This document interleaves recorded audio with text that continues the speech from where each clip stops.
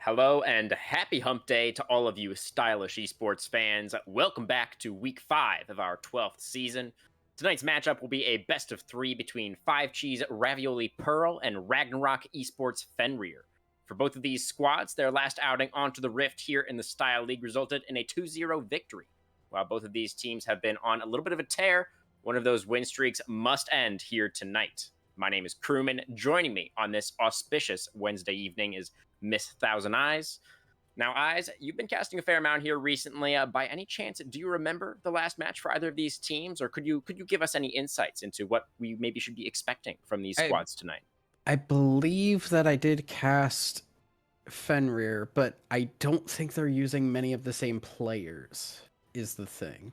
So Hmm. I believe they have mixed some things up. I'm not entirely positive. Yeah, Phantom. Okay, Phantom was there last time. I do remember that. I've been casting so many video games so frequently, I don't remember anymore. But Ah, regardless, we are into the picks and bans here.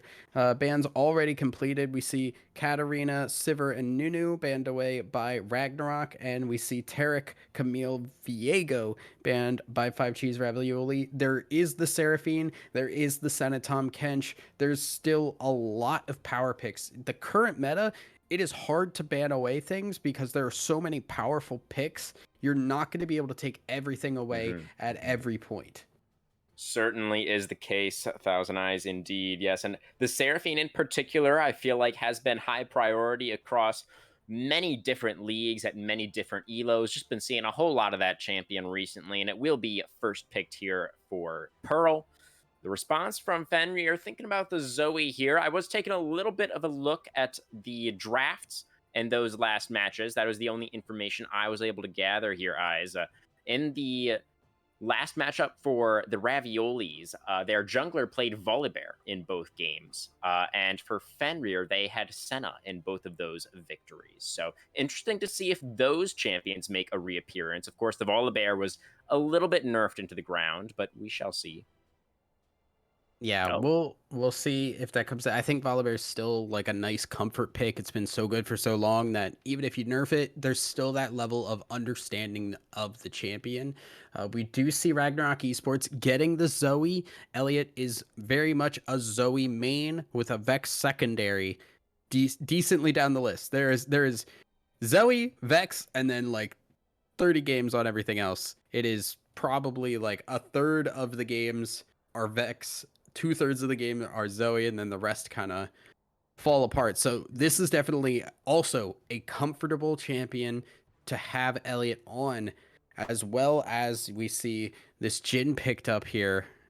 So I want to take a quick look. Yeah, the Jin, also a pretty comfortable champion here. So Ragnarok are picking up a lot of champions they understand really well and trying to build some kind of composition out of that.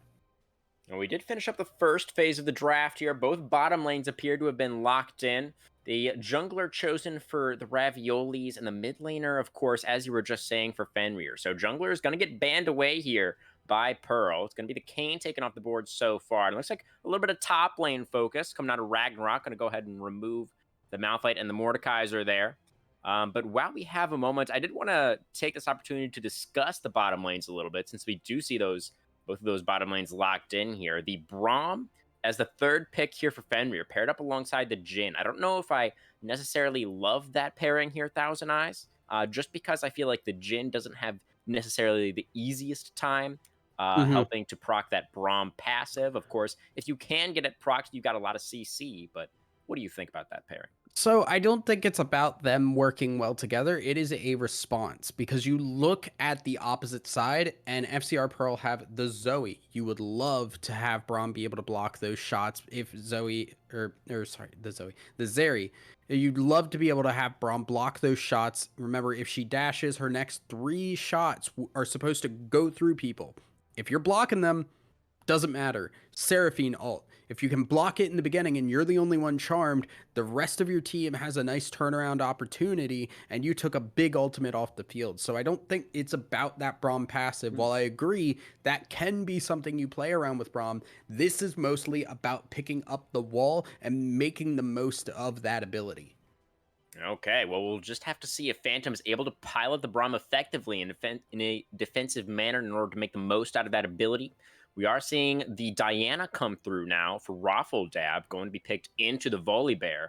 And over here for the side of the Raviolis, it's going to be the Yone Rumble combo. Wow, that is fairly spicy. You don't see too much Rumble these days, and I don't feel like they have a super high amount of CC to help set up for those equalizers, but you got a nice mix of damage types, a decent amount of front line, some new age champions. There's a lot of years on this team here for blue side. Seems pretty strong. Yeah, so Rude Boy, once again, this is a comfort champ. 90 games, much more than pretty much anything else that is not a tank for Rude Boy. So this is a just comfortable pick in the top lane to take up against whatever Rumble. I think you said don't see Rumble very much. This can work in 5G's Ravioli's favor as they are going to be, playing again, or they're playing with it. They're probably comfortable with it if their top laner is basically a Rumble main. And then you look at the other side.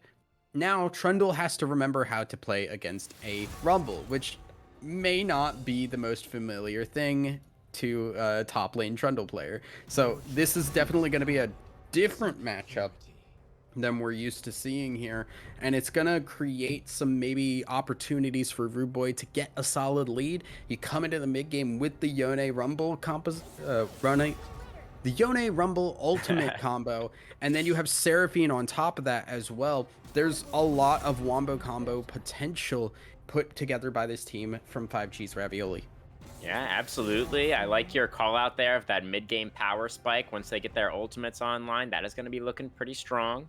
But I'm really honestly just really curious about how this top lane matchup is going to go, because I feel like Rundle, generally speaking, has a reasonably good time into melee characters because he has that, especially tankier ones. I think his Flame Spitter does percent health damage. I'm actually not I entirely don't certain think about it that. does. Oh, I'm maybe gonna not. check that right now. But I don't believe that it does. I think it's mostly just it really procs burn really well. Um, Okay. Well, regardless, I feel like he's able to play at some fairly comfortable there we go. ranges. But the Trundle Pillar could mess him up, of course, because the Rumble Yes. doesn't have any innate dash abilities or additional movement options. So I don't Yeah. know. I don't know how So it's gonna go. so it is just base damage. However, you got to remember that it means Rumble can shove the wave. Trundle can't push it back out. Mm. Trundle's not really going to be able to get control of this lane ever because Rumble will farm and just completely shove the wave the entire time. If Trundle wants to try and farm against him, he's going to have to walk into that Flame Spitter. That is why Trundle has been so good in the top lane in the past. He just trades more effectively while also shoving the lane and getting control. And when you have an aggressive jungler like the Volibear, there are many ways you can work around that. You can bring Volibear up topside, go for a dive on the Trundle when you're level 6, he's level 5. You can go with the Volibear and maybe try and gank mid lane with the 3-person dive. There's a lot of opportunities that open up when you have such a strong control of that top lane. Yeah, absolutely. The team fight, I think, is gonna be pretty scary here coming through when you have that Volibear ultimate, the Yone and the Rumble and the Seraphine, all layered on top of each other. That absolutely just sounds terrifying, to be totally honest. The team fight, I do think there are some team fight tools on the other side here as well. You have the Moonfall, the Glacial Fissure can be pretty powerful, but mostly what I'm seeing from the carry positions for Fenrir is a lot of poke. I mean, they've got Zoe and Jin, so they're going to be trying to play at some pretty long range here. I mean, I have to imagine. I mean, that's where Zoe, Joey, Zoe and Jin are at their best. So trying to maintain that range against a Volibear and a Yone diving at your face may prove to be a little bit difficult. Although they do have the Braum. They do have the Braum, they have the Trundle. It looks like much more. I wouldn't say it's a poke composition as much as it's a skirmish composition. They don't want a 5v5 because their ultimates and their abilities don't have that same AoE power that the rest of Five Cheese Ravioli have. However, you look at their individual abilities. Zoe can pop somebody and take one person out of a fight right away. Jin can do the same as well. Diana can take advantage of that opportunity and dive in and either get the other two people or take somebody out that has been taken low. You're looking for those three-man kind of skirmishes in some way, shape, or form. You want to abuse the fact that your champions all individually can perform well on their own, as opposed to the rest of Five Cheese Ravioli, who are really focused on playing together. They want to use their abilities together. Fate Sealed, it's a decent ult, but Fate Sealed alone doesn't do much. Seraphine ult Well, alone doesn't do much. Okay, compare that to a Curtain Call or a Moonfall. Like, or Trundle Ultimate. Like Fate Sealed and Seraphine Encore, they do some stuff, but you need that follow up. You need the Rumble Equalizer over top of those things. You need the Volibear there to run interference and keep them in the middle of those areas to continue that fight. You are looking more for that as opposed to, well, I could just steal your stats and beat you with this club. yeah, I will say I've seen Yone do some pretty silly things. I'll just leave it at that. But Oh no, I generally, I agree. do agree that probably for the side of Ragnarok, they're looking for some smaller numbered skirmishes. Just try and pick people off, try and find outnumbered fights. Whereas on the side of the Raviolis, they definitely look to be doing a little bit of team fighting here in the mid game. Probably going to be trying to play around those objectives and, of course, peel for their Zeri. But now that we do see these compositions fully filled out here, Thousand Eyes, before we get into game one, which draft do you like better? Who do you think is going to take this first game? I am tentatively going to say Ragnarok because I think individually they've got the ability to get a lead, but they have to get that lead. I'm a little scared because Zeri takes a long time to get online. Yone, he'll get online decently fast, but he still takes items. His early game is not good, and that opens opportunities for Ragnarok to take a lead and keep that lead throughout the entire game. Okay, well, we'll see if they can do it. Week 5, Style Esports, right after this.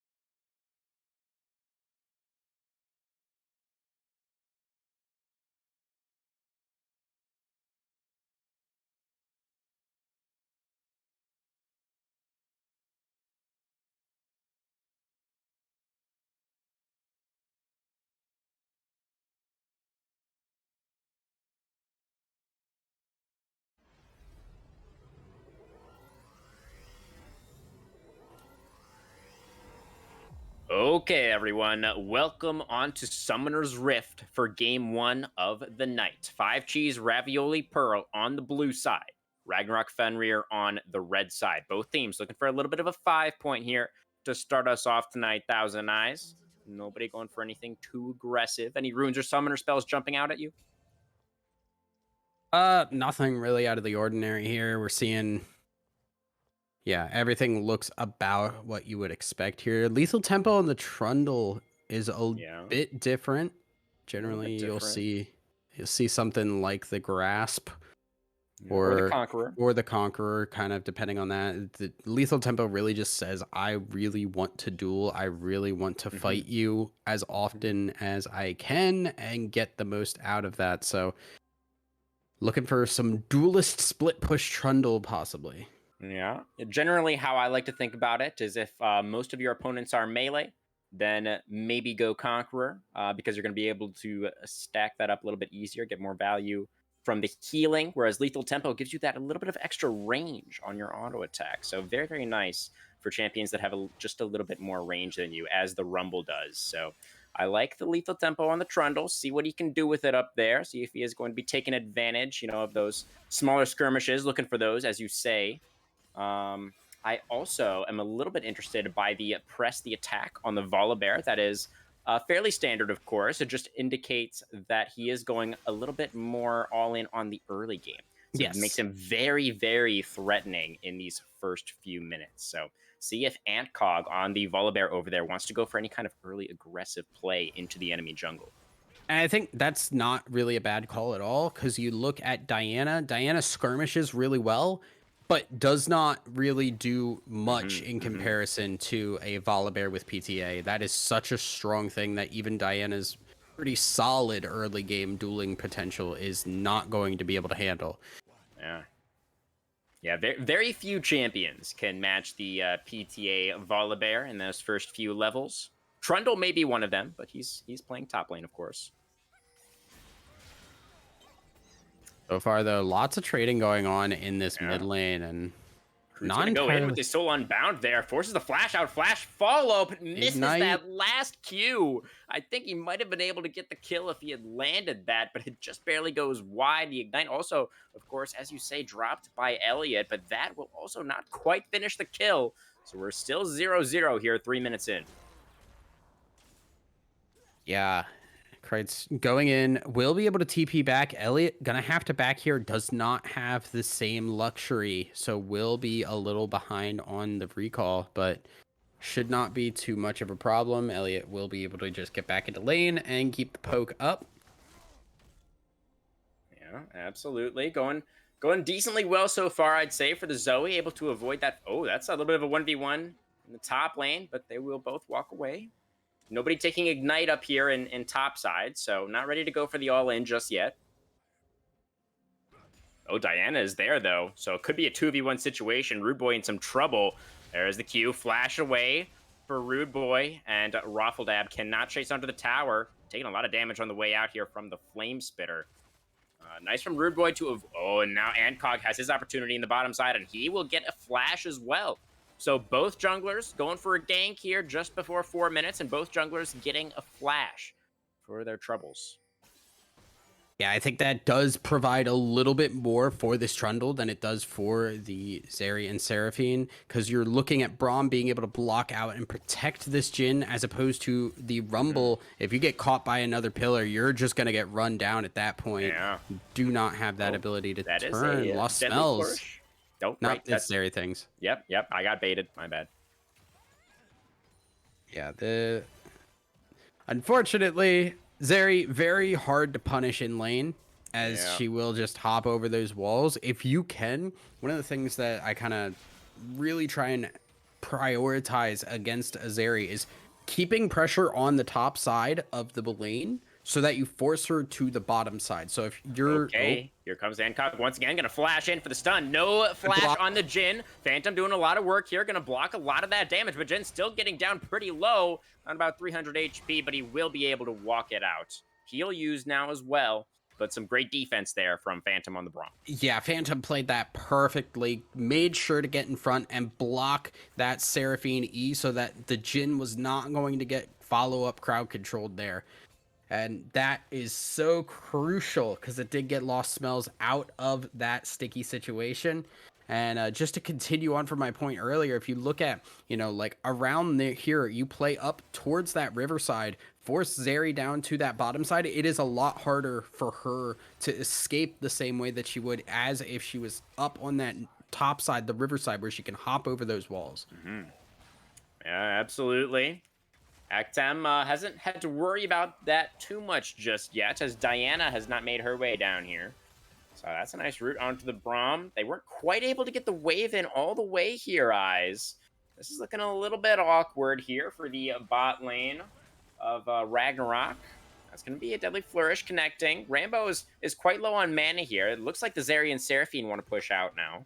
Diana's here, though. Yeah, this is trying to bait if they can, but I feel like Rambo and Actem, with Rambo as low as he is, not going to want to continue on this. They just want to shove this in back. Both bot laders here. Although, look at Zoe in the wings here. Flash away for Actem. Phantom going in, but he will burn down first. Lost Smells now moving forward. Pretty low HP, but not low enough. Actem does get finished off there by the Zoe. And that is going to be one kill traded back and forth in the bottom lane. Yeah, I think with Seraphine backing away, they thought they may have gotten spotted out on the rotate there, but they went in a little bit too early. Phantom flashing forward. The defensive capability is really good. The offensive one's not so great. And Zoe having to hop in to finish that off. Unfortunately, First Blood going over to the Zeri. Or sorry, that went to Seraphine. I don't know how that happened. Yeah, I didn't even but it certainly did. Yeah. That is a little bit unfortunate here for the Raviolis. Well, Pillar also a little bit unfortunate there for the Trundle. Scoop Rude Boy away. Yeah, so far, you take a look, the early rush of the Sork Shoes, just trying to get as far away. Okay, that was the W flash. That was not the real flash. It's Elliot. Right.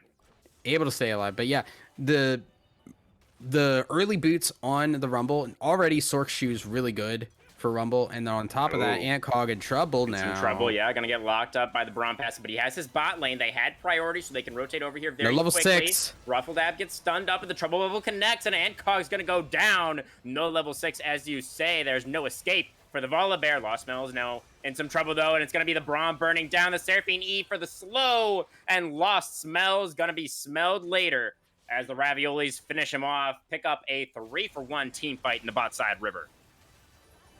Easy pickup there as they put so much into taking that Volibear down, and Jin coming up from the bot side meant that he just had to basically run through a lot of that engage. Could not actually help, and Yone coming in Kreutz doing such a good job to pressure everyone back into that ramp on the river there, and that is a perfect spot for people like Seraphine, like Zeri, who want to just get in those small corridors and use their bigger AoE stuff to just clog up that area, make it impossible to dodge anything. Good stuff all around, and FCR come out on top after just 9 minutes here. Definitely. That's exactly what we saw, right? As Yone forced them into the choke there, and it was a very, very easy beat drop for Rambo to get the slow onto the Jin. It was basically impossible to miss. As long as, he had his eyeballs fixed to his computer screen, which he clearly did. So that did work out very, very well for the Raviolis. Now we're seeing them with a slight gold lead early on here, as well as that dragon. Yeah, and that's concerning, because remember the power of their mid-game with these ultimates here. If they aren't getting behind in the early game, they're going to come into the mid-game stronger as a team.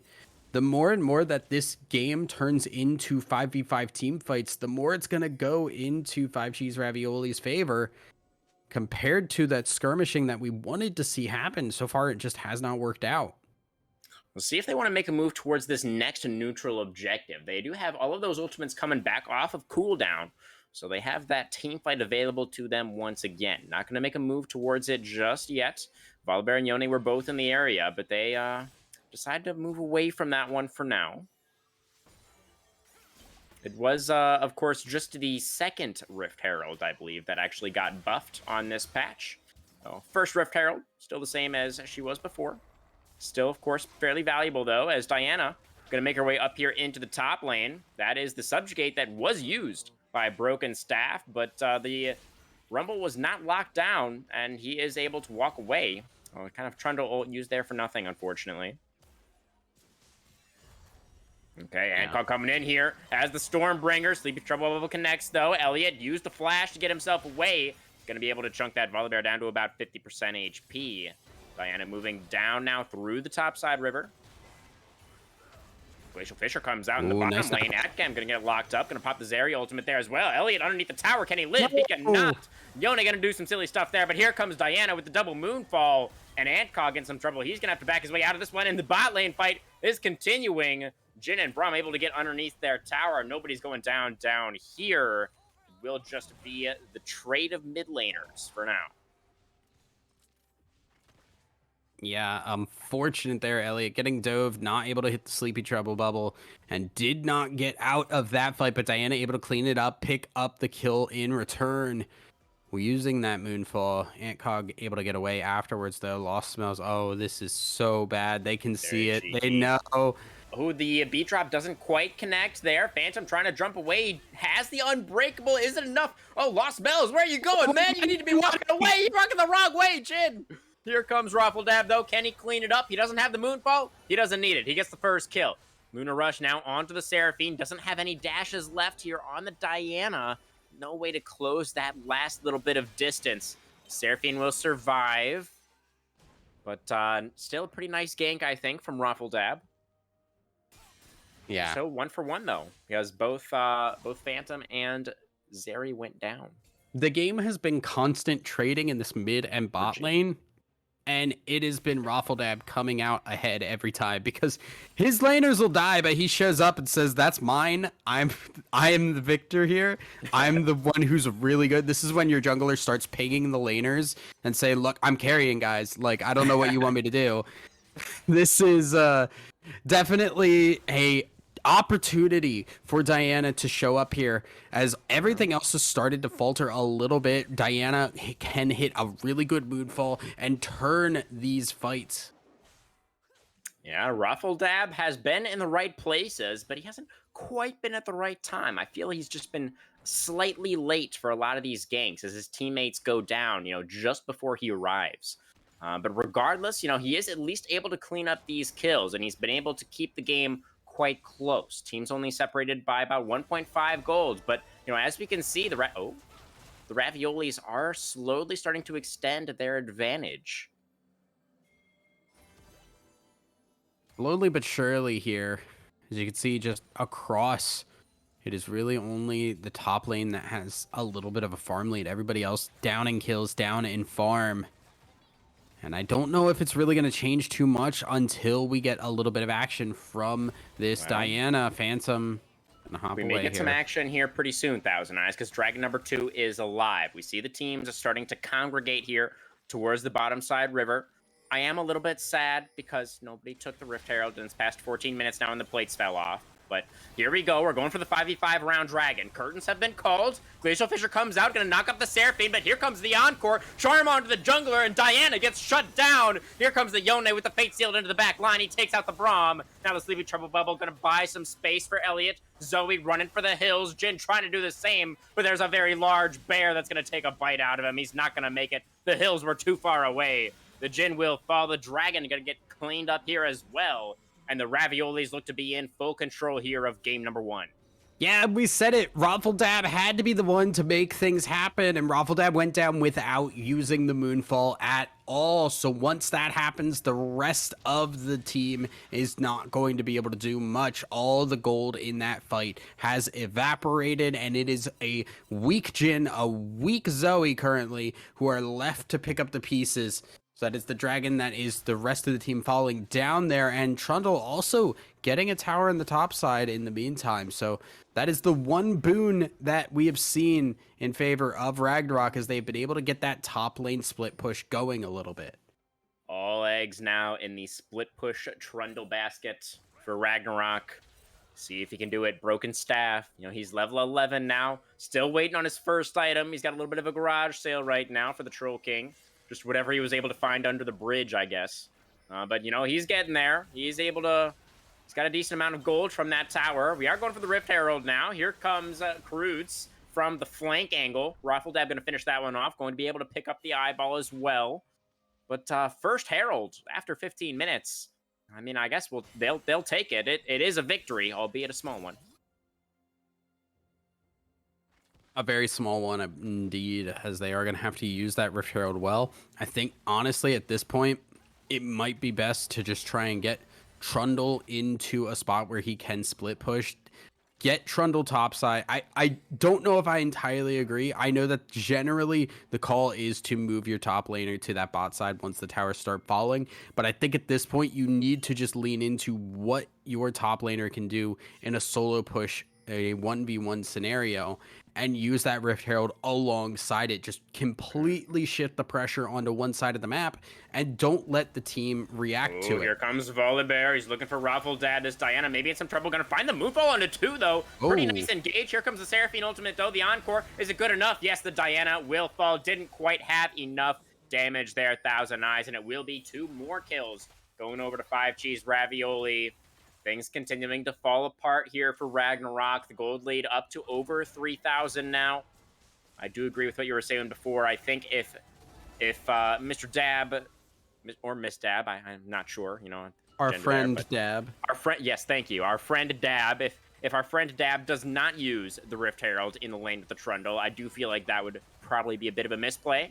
I don't mind necessarily the Trundle being put into the bottom lane because that is where the most easily accessible side lane tower is located.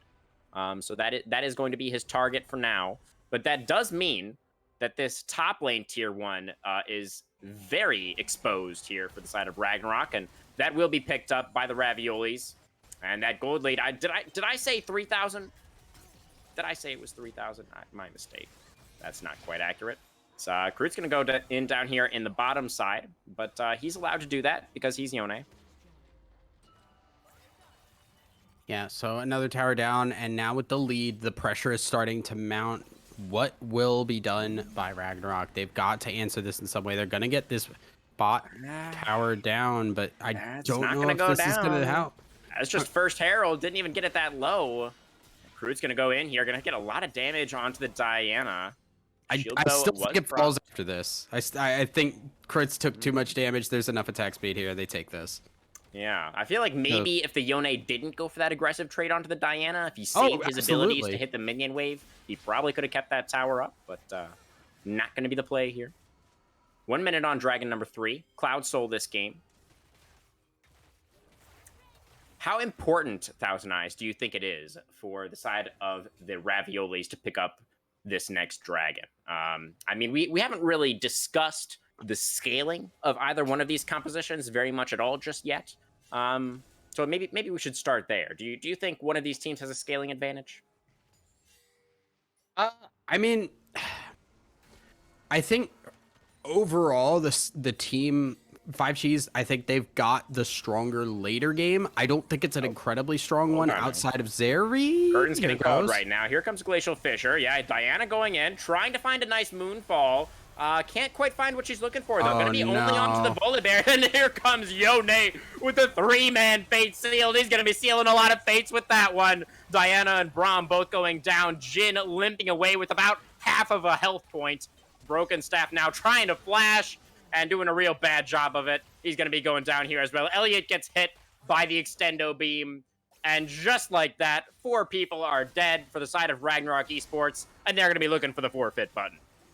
Yeah, that one's unfortunate. They started it off a little too early, I think, because they go in, they use that curtain call immediately. That's just the call for the equalizer. You sit in place, Rumble's gonna love that one, and just toss the equalizer on your face, force Lost Smells back. The rest of the team trying to walk in, and they split up, and the people who walked forward went right into position for Kreutz, which just allowed for the rest of the team to follow up extremely easily as everyone was sitting in those just complete same spots.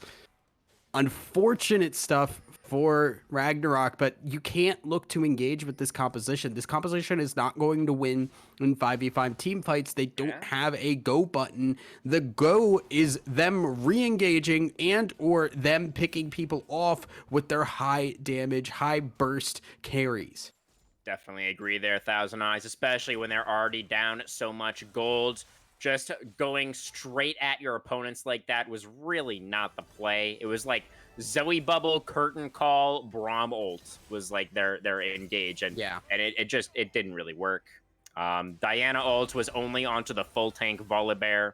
It just wasn't what we really needed to see from Ragnarok here. But to be fair, you know, they were already down very far in this game, and it would have been difficult to find an angle that was actually good in that situation. But regardless, the lead is nearly insurmountable, I think we would say at this point. 6,000 with this incredibly snowbally composition that has been drafted by the Raviolis. Here comes Fate Sealed once again. Goodbye, Zoe. Yep, that was it. That was all they needed. And Braum's going to get rooted now. He's going to flash away and try and stay alive. The Curtain Call doesn't do any damage whatsoever. And everybody's going to continue trying to run away. Here comes the Equalizer, though. Can they chase down any more kills? The Raviolis, they're hunting the Flash Seraphini. Rambo's really feeling it now. Yeah, we're at the point where Seraphine feels completely safe flashing forward. Broken Staff, wishing he had a flash. Yeah, he wishes he had. He does have a pillar, which is almost as good, actually. No, it is not. Well, I mean, he's getting away. I mean, it's the same result, Thousand Eyes. You say it's not as good, but it looked like it worked pretty well to me. Very much results-based analysis, and I will not stand for that. Regardless, you are correct. Broken Staff does get away, goes up to that top side, and they're just gonna have to lose this Baron here as Raffledab watches it fall down. Yeah. I feel like this is just very much going to a go next option here. It's feeling pretty over, yeah. I would say that for sure. I mean, there's always a chance, right? If a member of the Raviolis' internet goes down or something, you know, you never know. Their mouse dies. That's kind of what you're hoping for as a Ragnarok fan.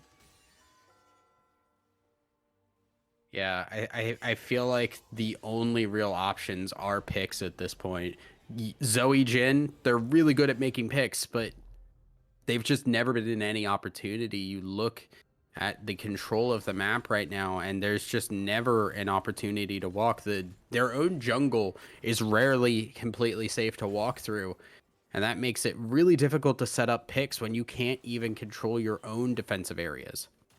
We got 2-item spikes coming in across the board here for the Raviolis.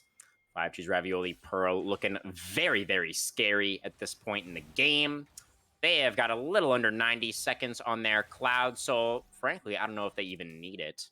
I'd like to see them get a lot of use out of this Baron buff, which I believe they have also about 90 seconds left of, maybe a little bit less than that. But I would like to see them play on a couple of different lanes here. Looks like Rumble's actually going to be going top side to try and prevent Trundle from getting anything else, which, you know, I guess is a reasonable decision. But it does mean that nobody is mid lane while they have Baron, which is a little bit awkward.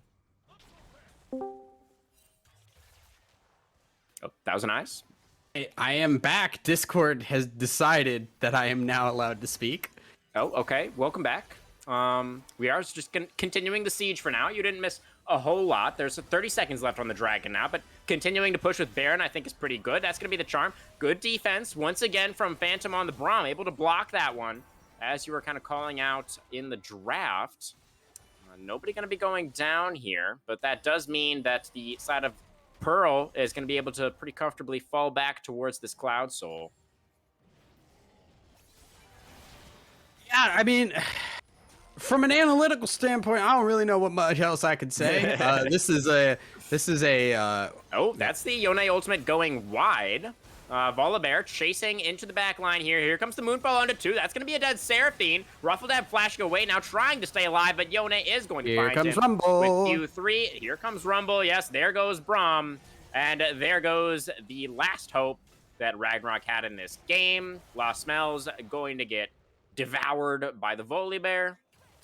And we're pushing for the Nexus. Trundle is still alive, but we do have some Baroned up minions down here. Oh, never mind. We have some minions that are not Baroned up, but that should be good enough, I think, as we're breaking into the base. 5 Cheese, Ravioli, Pearl, looking for the 26-minute Nexus. Can they do it? It's 10 seconds left, actually, on these respawns. They're going to be coming in for Ragnarok. Yone actually stayed behind to claim the Cloud Soul. So that advantage has been gained now by Raviolis. Looks like Ancog picked up some tower aggro there. That's a little bit of Bomby Cinder action, unfortunately, allowing the Volibear to go down there. That's but a champion Riot created.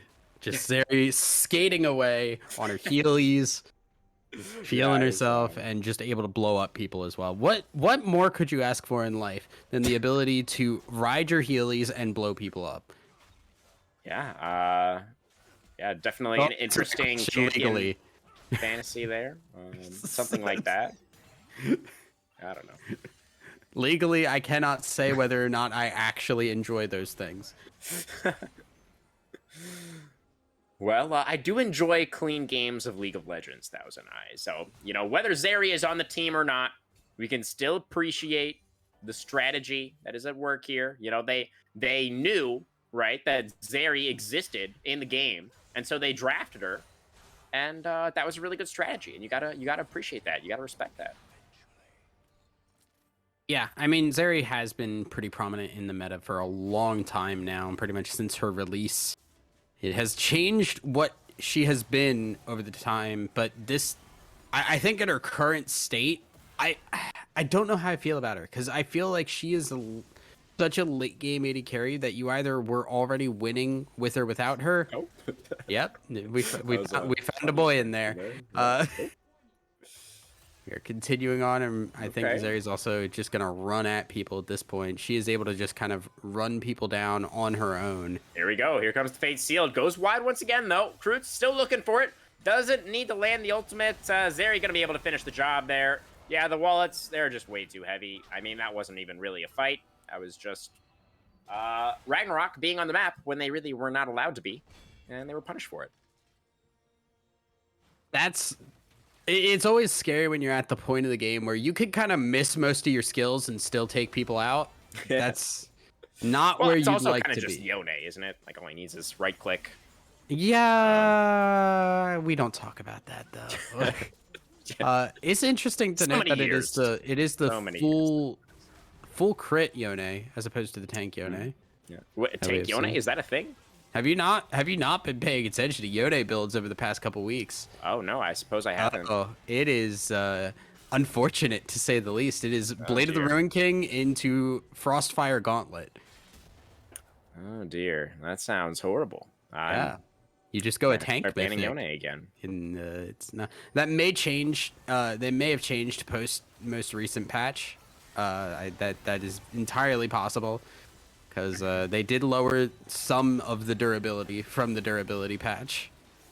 I don't remember any Yone changes, but I'm not Yone specific changes, but Enchanter and tankier runes were lowered a bit.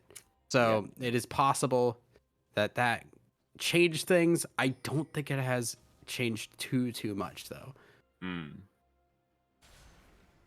Well, fortunately, it is damaged Yone this game, so not going to be propagating any kind of cheesy tank builds here, at least in game 1, which, you know, that's something that we can be thankful for, I think.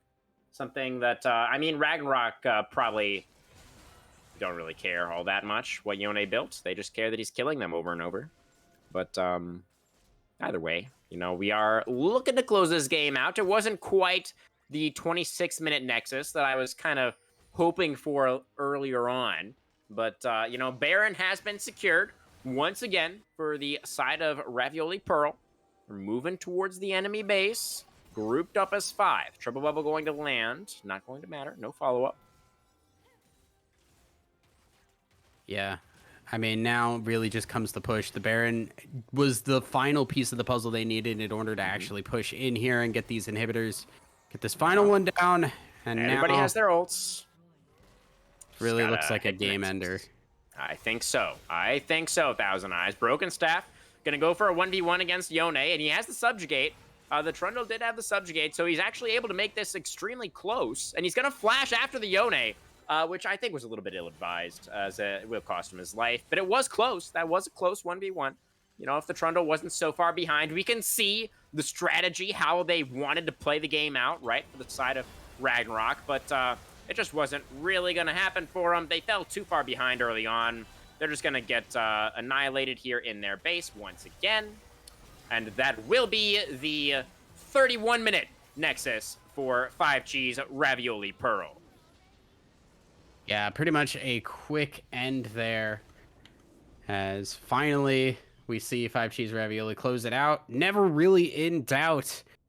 And the entirety of 5G's Ravioli felt like they were in control of that game from minute 1 onwards. Starting from that botched level, or not level 1, but the botched first blood there on the bot side. It kind of snowballed out of control from there. And yeah, 5G's Ravioli looking good today. Yeah, absolutely. Pretty clean game from them. Everybody performing pretty well. Looks like most damage did go over to the Zeri. 22,500 did outdamage the Yone by about 3k there. It was pretty solid. Most gold, of course, as well for Actem on the Zeri. So we'll see if maybe that pick is not made available to him once again in our second game of the night. But, you know, as you were saying there, Thousand Eyes, at the beginning of our first draft at the start of the stream tonight, there are just so many strong picks right now in the game. It's impossible to ban them all. And we'll just have to see what Ragnarok really thinks was the problem here in this first game and what kind of adaptations they're going to make here going forward. Yeah, I think there needs to be mostly just a play style change overall. I don't feel like they played to the powers of their composition, the Zoe and the Jin, and I'd like to see them go a little bit more either leading into their composition or just trade those picks out for something that's a little simpler and easier to execute. All right. Well, we're going to go to a quick break. We'll see after this with our second draft if the side of Ragnarok want to try and change things up, try and draft something a little bit simpler as you stay, Thousand Eyes. No, don't go anywhere. We will have more of Style Esports Week 5 right after this.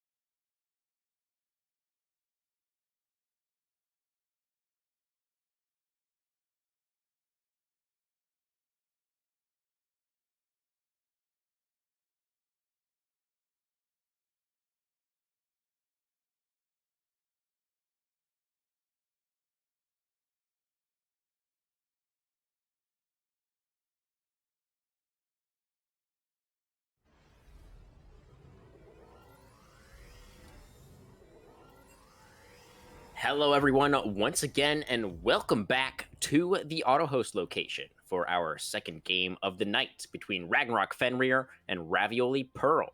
The teams have swapped sides. We're going to be seeing Ragnarok move over to the blue side this time around as their first adaptation after that absolutely brutal defeat that we just witnessed in game number 1.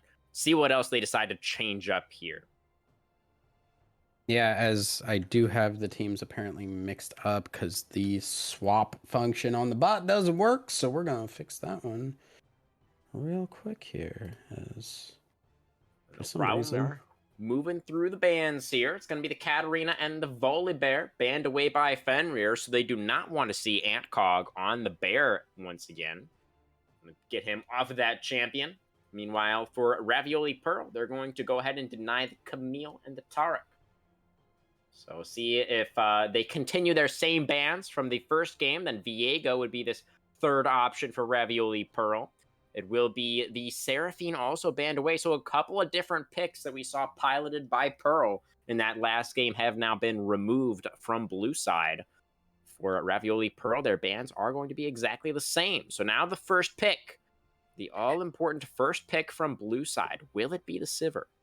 so I think it will be. Sivir has been pretty solid in the since her rework, and I don't see any reason why you wouldn't pick her. It was Ragnarok that banned her last time, and then the Seraphine got picked up. So everything from here on out is still the same in terms of what is available. As Pearl will have to swap things up, get a different support, but everything else that they wanted to run, other than that, Volibear, Volibear as my well, bad. of course. Yeah, I forgot it was the Nunu that was banned, not the Volibear. But regardless, we have a Twitch Yumi, and I hate myself. God, It's that not is as bad awful. as Zeri, right? Come on. It's Yumi pretty is bad. pretty bad. Yeah, it's pretty bad. No, it's not. It's not Yumi. I don't mind Yumi. It's the fact that with Twitch specifically, Yeah, like with Twitch, it it's a is strong combo. you have two invisible people in the bot lane. Like It's kind of the modern adaptation of the Twitch Rakan lane that we've seen in eras past, right? Where the Rakan can kind of jump off the invisible Twitch and get engages from very long distances, unexpectedly long distances. But the Yumi, of course, as you say, can just be invisible the whole time. So that is a little bit more difficult to play against. But the Nautilus does seem like a pretty strong answer here, Thousand Eyes. That is, of course, Yumi's one big weakness is crowd control. So the Naughty Boy gonna come through here for Fenrir. They're gonna be pairing it up alongside the Fiddlesticks as well for Raffledab, another AP option. yeah, so we did see the Fiddlesticks banned away last time, as it was Ragnarok taking the Zoe immediately instead of a jungler. So Fiddlesticks did not get through into that second half there. So they're taking it now, making sure they can get it. And alongside that, Nautilus is apparently picking Fiddlesticks is against the law. Uh, Oh no, that's on fire. Okay. Well, Nautilus does do well, like you said, into the Twitch Yumi, and will be able to grab Twitch as soon as he shows up. The question does become then, can you play around your wave? Can you make sure that you're not going to get engaged on? Yumi does have to play pretty conservatively in order to make sure she is safe, but with a Zac engage, things can turn around pretty quickly. It certainly can. Yes, the Zac pick, another adaptation, of course, this game. Ancog going to be moving over to that Zac. And yeah, as you say, you know, those engages that are already pretty threatening just from the Twitch and Yumi are going to be augmented, I think, quite nicely by the Zac flying in from, you know, from the fog of war there. But the Fiddlesticks also going to be coming out of the shadows here. So the way these comps are shaping up so far, Thousand Eyes, it really just feels like whoever gets off there engaged first is going to be very heavily favored. Absolutely. It's so very incredibly important to get a good start to the fight. Like we've said, always, Fiddlesticks does love to be the one initiating things, getting that fear, making sure that he could use the best of it. As Orin going to be locked in on that top side, always a solid blind top lane pick. Very hard to beat, especially when you have that Tom Kench band away. That is one of the few things that Ornn can struggle against, alongside the Trundle, which that blank ban is a Trundle ban. So that is also taken Ah, off the board. Five cheese ravioli, very much setting up an Ornn pick well. very nice. Ooh, what's this though? The Gangplank is another fairly strong answer into the Ornn. Gonna be able to match him to some extent in terms of that late game team fighting potential. And does of course have a fairly good matchup in lane as well. Don't see too much Gangplank down here at Thousand Eyes. I do believe that the floor, the skill floor for Gangplank is quite low. But Broken Staff had a pretty solid game, honestly. Last time around on the Trundle, so I'm excited to see what he can do with the Pirate. Yeah, I think you can make him work pretty well, especially against stuff like Ornn. It's the high attack speed where you really run into some issues. The high attack speed ranged champs that cause problems. The Vex blind pick for the mid lane there will be what's locked in. Pretty solid all around. Rise locked in here. Not Wow. what I expected at all there. Yeah. And yeah. Definitely interesting because there's so much strong frontline, right, for Ravioli Pearl. So would have expected something with a little bit more range to try and sort of play off of that and get out that damage from the back line and sort of try and play the team fights a little bit more front to back. But, locking in the Rise last pick here definitely indicates to me that they're going to be looking to do a little bit of playing on side lanes potentially and trying to catch people out with the assassination potential of that invisible bot lane. Yeah, I think that's going to be important here. Once again, like mid game becomes crucial for this team here as Five Cheese Ravioli. They have a solid late game. Ragnarok Esports though, you get Fiddlesticks, you get a GP ult, Fiddlesticks ult, Sivir ult going. That's such a strong engaged team fight in that midpoint of the game. You run into some maybe issues depending on how far ahead or behind you are with that Ornn, with that Zac, with that Rise machine gunning out damage in the late game. That could be a problem. We'll have to see. I honestly don't know who I favor here because I feel like Yeah, it's hard. both teams are much better in terms of an actual composition. The real question becomes execution. I think I gotta lean on Pearl for their ability to execute in the last game. I think there is much more focus on Ragnarok pulling the trigger first in this game, though. Absolutely, absolutely, and you're quite right that our game number one wasn't really all that close. Pearl seemed to be a cut above from what we saw in game number one, but big difference this time around is going to be the Fiddlesticks for Raffledab, a little bit more higher priority, I should say, on that jungle pick. So it's going to be interesting to see if he's going to be able to carry a little bit harder, if his carry potential is a little bit higher now that he has this pick. I'm wondering if I can maybe actually grab some stats for us for Raffledab. I don't see him on the OPGG. So I can't find his stats, but either way, it'll be. I do think there's more damage on the side of Ragnarok just overall. But the scaling for both sides, as you say, is quite strong. I mean, if we just go lane by lane, I mean, I think GP beats Ornn, right? And then you have Sivir Nautilus into Twitch Yumi. I mean, I think the Sivir Nautilus should win lane, right? I mean, Twitch Yumi can get up to some shenanigans and they can do some roaming that can be pretty dangerous. But I mean, Sivir Nautilus, like that's such a strong pairing. What do you think of mid lane though? I Vex Rise? I'm not really sure how that's supposed to go.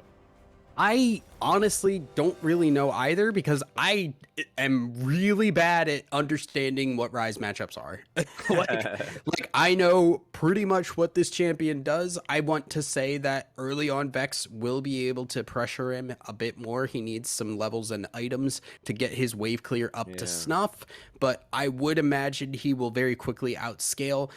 You mentioned as well GP will win against Ornn in lane. Yes, but that only means so much. It means Gangplank will come out with some decent gold and Ornn will still be Ornn.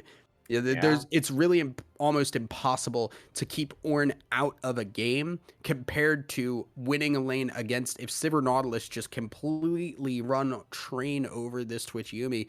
There's gonna be some issues going into the later portions of the game. Not as true when you look at the top side. Yeah, definitely the case, but that really is, I think, pretty much all up to Smells and Phantom to make that happen because their jungler, right, is a Fiddlesticks. So he's Yes. not doing anything before he gets level 6. So in terms of winning bot lane, like that's on Silver Nautilus. Like if they can make that happen, then I agree. I mean, that would bode very well for their team fights, moving in towards that mid game.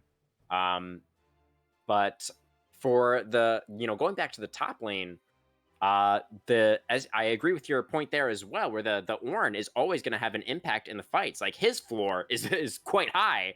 Like it's almost impossible to not have an impact on the Ornn. So it's a lot of pressure, I think, on honestly both of these side lanes for Ragnarok to have strong showings and to actually win these lanes convincingly enough to put themselves in a good position, coming into the mid game. Because if you go into the mid game even against like all of this frontline and the carry potential of the Twitch Yumi, I don't know if you're going to be able to make it happen. But you were saying earlier, Thousand Eyes, that you really weren't sure which draft you favored a little bit more. Yeah, we can give Pearl a nod for their superior execution in game number 1. But we've talked about it a little bit more now. You've had a little bit more time to think. Have you been able to determine your clarify your feelings any further, or are you still not really too sure? Yeah, I think the fact that they have these losing lanes is countered out by the fact that Zach can engage from a lot of different angles, including Yeah, lane yeah, gank areas. So that can turn things very quickly. And we've true. seen what Five Cheese Ravioli can do when given that opportunity. There's a lot of pressure on Antcog to be able to create these opportunities, but I think the scaling of the Ornn is inevitable. The Twitch Yumi late game is really strong if you can play that correctly, and I think as well Zach, the counter gank potential of Zach is so strong that I think I'm just going to give the edge to Five Cheese Ravioli in this game. Okay, Twitch Yumi in the bottom side, Antcog on the Zac. Kroots last picking the Rise mid into the Vex. See if Ravioli Pearl can make it another 2-0 for themselves, or if Ragnarok Fenrir will fight back. Game 2, right after this. Don't touch that browser.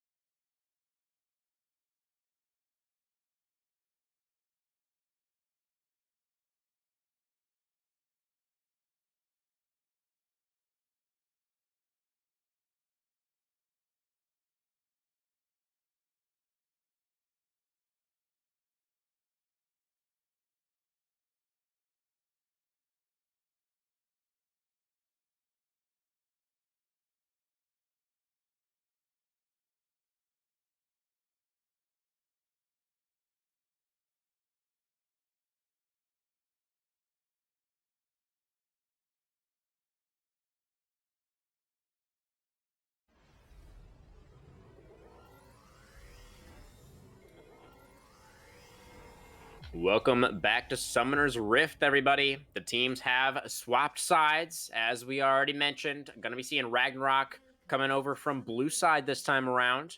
Ravioli Pearl taking up some positions over on the red side. Let's see if Octem is able to pop off this game once again, this time on the Twitch, paired up alongside a cat on a book. Any interesting runes or summoner spells this time in your eyes? No. Nothing I mean, interesting whatsoever. there's the aftershock on the Ornn, but that makes Yeah, sense. You're not yeah. really engaging. There's first strike on the Fiddlesticks, looking for that burst damage. That's But once interesting. again, it's not out of the ordinary. You see the Predator, you see the Dark Harvest. Fiddlesticks doesn't have a keystone that he really abuses, so there are opportunities to switch things out as different keystones get strong or weak. So I think everything else kind of looks about the same here. Yeah. Um, I did want to ask the question, as you mentioned, it is the cat on the book. Do you think the thing that is making Yumi powerful is that the book or the cat? Oh, I'm fairly certain that she gets her powers from the book. I obviously did not read the lore because why would I do that? But It's League my of Legends. Who reads the understanding lore? was that it is actually, in fact, the book that is in trouble right now as it gets rooted up by a Nautilus that was cheesing a brush, Nice and stuff. Twitch is going to be very, very low coming into lane here. That's actually really good there to just play that patiently and recognize you don't need to leash for Fiddlesticks. No matter where he starts, he clears so fast and he clears so healthily that he Yeah. needs no help. You just show up there, get that extra damage down, and that forces so much mana and health pot usage from the Yumi and Twitch just to get back into this lane, and you have good control. We talked about a good start. That's exactly the thing you're looking for. Oh, and just got the flash off of Twitch as well. Absolutely huge. Phantom having had a honestly a great game one on the Braum despite the loss, and really showing up here early on the Nautilus as well. Yeah, looking great so far. A nice start here. Phantom has always Maximum looked King. really good in this early game Oh. here. Wants to Okay. make sure he gets We that CS for his AD carry. sure. Yeah, yes, that's exactly what was happening there. We definitely didn't curse him or anything like that. That is definitely not what happened. As it is pretty relatively quiet early game. Fiddlesticks obviously is just going to be wanting to farm his camps as quickly as possible, as we already mentioned, and he is doing that very effectively. He's almost a full camp ahead of the Zac here, as Fiddlesticks just finishes up his Krugs as the Zac gets started on his. We do see the Gangplank pushing in top side, as well as the Silver Nautilus winning out here in bot lane. So exactly what we did want to see coming out of that draft, right, Thousand Eyes? Absolutely. I think the only thing that we were kind of unsure about was that mid lane, and looks to be about even, Yeah. which sounds good to me. It's both these champs kind of have like fairly weak early games. Vex can do really well, obviously, as you can see, can trade Yeah. really effectively. However, her consistent damage is not there. She's also got to make sure she's pushing the wave as well. So I think her best area is that level 6 point where she just gets into skirmishes, uses that to get around the map and help out her teammates. That's where Vex really shines at her best. The Rise, in comparison, he won't hit that same power spike at the level 6 point. However, he will have a much stronger late game. So keep in mind of that, as we will most likely see the Vex start popping off hard as we go into the mid game. Yeah, definitely could be the case here. Elliot, of course, on the Zoe last time around. Had a couple of good bubbles, but need to see, I think, a little bit of a stronger performance from him here in game 2 if the side of Ragnarok Fenrir is going to tie us up. We'll see if he is able to have a big impact in these coming team fights. We are seeing the first dragon arrive onto the Rift. It is a Hextech dragon to start us off here in game 2. You expect anybody to make a move towards this objective anytime soon, Thousand Eyes? No, because both these junglers suck at taking dragon. like Yeah, there's no solo at least, real yeah. there's no real chance of that. The best way that's going to happen is a gank. A gank on the bot side that works out. You take out those two people, boom, you've got an easy dragon, even despite your slightly lacking dragon pressure. So I think that's your best opportunity. Regardless, I don't see it really happening. Seems like everybody's playing pretty conservatively, especially on this bot side, as you could see, Actem and Rambo just after that early start, really just trying to play things out slow. Well, they are, doing a pretty good job of that. The Twitch is behind maybe about a wave, but considering how that level 1 went, I feel like that's a pretty comfortable position for the rat and the cats to be in. Sivir also I've got running pretty Dr. low Seuss on in my head. mana at this point. Phantom once again farming really well this game.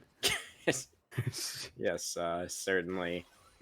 I mean, it's a pretty big anchor, right? It's gotta be hard not to lock down those minions when your anchor is that big. I mean, look, he's just feeling it, right? Like when you get close to those minions and you have a big anchor, you're just like, man, They're just I just asking want for it. to, yeah, like how do you avoid that feeling of just like, man, I could just crush their heads right now, just I could completely obliterate them, Yeah, and I mean, that I don't know why you would avoid it. it's incredible power to feel like just Oh, did not get the fear. there you go. Fine. I think we're fine. Yeah, we're good. We're good. So overall, gonna be a pretty slow start, which definitely works out, I think, for 5 cheese ravioli. I This think so. Orn out farming the GP. GP should still be ahead in the gold though. Yeah, will be about even still. Barely. Yeah. Barely. But GP with the passive on the Q does make up a bit of gold. So it's not unusual for him to top out gold charts. Yeah. Does he have the most in the game right now? No, he does not. He's actually his jungler has more gold than him right now. The Fiddlesticks somehow pulled ahead of the pirate temporarily, at least. He's also going to be able to secure this dragon with the help of his bottom lane. They might not have gotten off the gank Thousand Eyes, but they still had the pressure. That appears to be enough. Yeah, I think they just kind of had an idea of where the Zac was. Said, okay, cool, let's just... We backed. If Twitch and Yumi try and fight us without backing, they're going to lose out on that fight every time. So let's just take it while we have the item advantage and then go from there. They will get first dragon. A Hex Tech dragon is very good for a Sivir. Yeah, definitely. Especially post-dragon buffs, right? Those individual buffs that you get from the solo dragons do mean significantly more now. And that additional attack speed for the Sivir in the lane phase, as you say, is going to feel really, really nice. But looks like the Herald will get traded. Zac, Antcog, able to lock that one down. So it will be a trade of those early neutrals here at Thousand Eyes. And generally speaking, if you get your expected value from the Rift Herald, then I do think that maybe the Raviolis are slightly favored in that trade. But, we'll see what happens with the next dragon. It's so dependent on where the game goes from here, because if you turn that first dragon into getting all 4 very quickly, that is a different story. If you get multiple towers with that Rift Herald, that's a whole different story. Here comes Crowstorm. That's going to be a flash away for the Rise. Yeah, he saw that one coming. I don't know if he actually had vision. He just sensed the danger as Lost Smell is going to get exhausted here. Oh, flash from the hook, and that's going to be first blood for Octum, picking up right where he left off in game number 1. And it's going to be the rat and the cat drawing the first of the blood. Yeah, pulling out the Dr. Seuss combo there. The rat and the cat. Yeah, just classic. Showing up and really making things difficult, too. Just flashing away from the hook, making sure that crowd control doesn't matter. And level 6 is such a strong point for Twitch, as he could just come out of that invis, get that long range, and make it so difficult to... Because as you trade... You're like, all right, I'm out of my cooldowns. It's time for me to back away. You're just taking damage consistently as you try and run away. Actem does a great job to stay alive, take out the Sivir, and now the bot lane that needed to get a good That's a start. Shadow Surge. That's a Fear. That's a Dead Rise. Kroots goes down, and we're all tied up 1-1. That's great, but that needs to happen across the map. Matching the 1-1 now is not enough at this point, as you're gonna have a Twitch getting ahead of a Sivir. That's gonna snowball really hard. Yes. Like Twitch is already pretty good in the late game. However, he is a late game AD carry that also snowballs really hard thanks to his invisibility. That is true, of course, Thousand Eyes, but he's also a late game carry who snowballs really hard and has very limited mobility. And there are a lot of pick tools that Ragnarok does possess. You know, we just saw one of them in action. Elliot able to take out his opposing mid laner with the Shadow Surge there. So even once we get to, okay, here comes an Elastic Slingshot. Here comes the Depth Charge, though. Is it enough to turn things around? Fiddlesticks is here. The Crowstorm, the counter gank from the lane brush, and that dredge line will connect. The Twitch will fall. Zac going into the passive. There's no escape for these little bloblets. Yuumi can do nothing as her jungler gets taken out. It's a 2-0 down here in the bottom lane, and Ragnarok Fenrir strike back.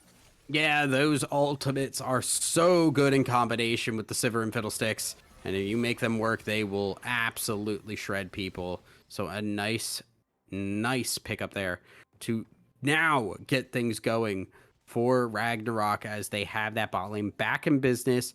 Fiddlesticks getting a kill, also great because he is a damage jungler that can then take that gold and impact the rest of the map with it.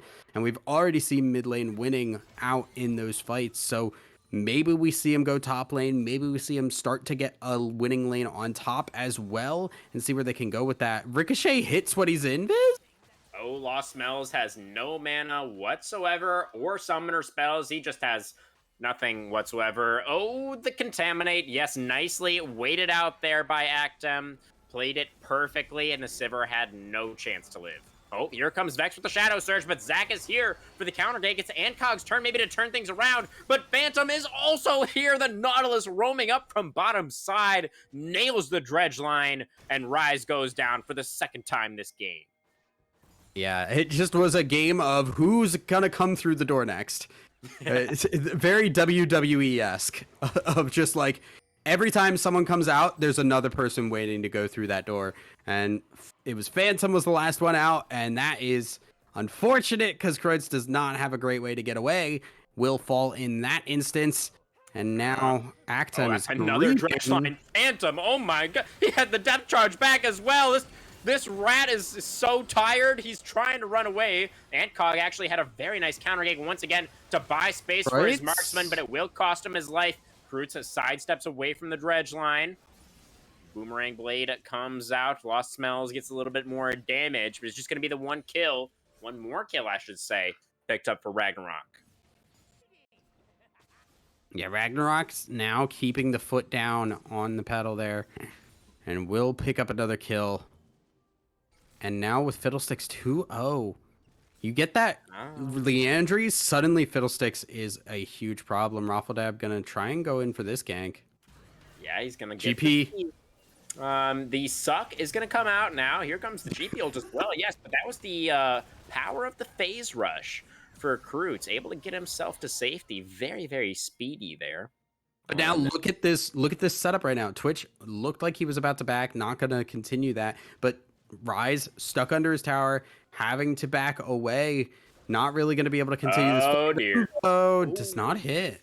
Not quite enough range on the Shadow Surge, and the cat going to be able to get back to the rat very, very comfortably.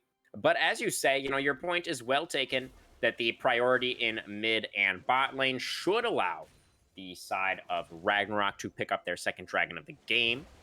But they're not going for it. They're not going for it, Thousand Eyes. They weren't able to lock down that kill in bot lane, and they decide to just continue biding their time. Yeah. So that will just kind of be taking a little bit of momentum out, taking some wind out of the sails. And now we'll see what happens, because that is the first engage in a while that has not garnered any kind of advantage for Ragnarok. So What do you do now? You've kind of allowed for a bit of a reset, allowed for this enemy team to catch themselves and get back into this. Mhm. They're going to pressure this dragon once more as Zach is topside, even if they aren't fully aware of it. I think Zach's just going to give this one away, go for that second Rift Herald here. Yes, I do think that that appears to be the play coming out from the Raviolis.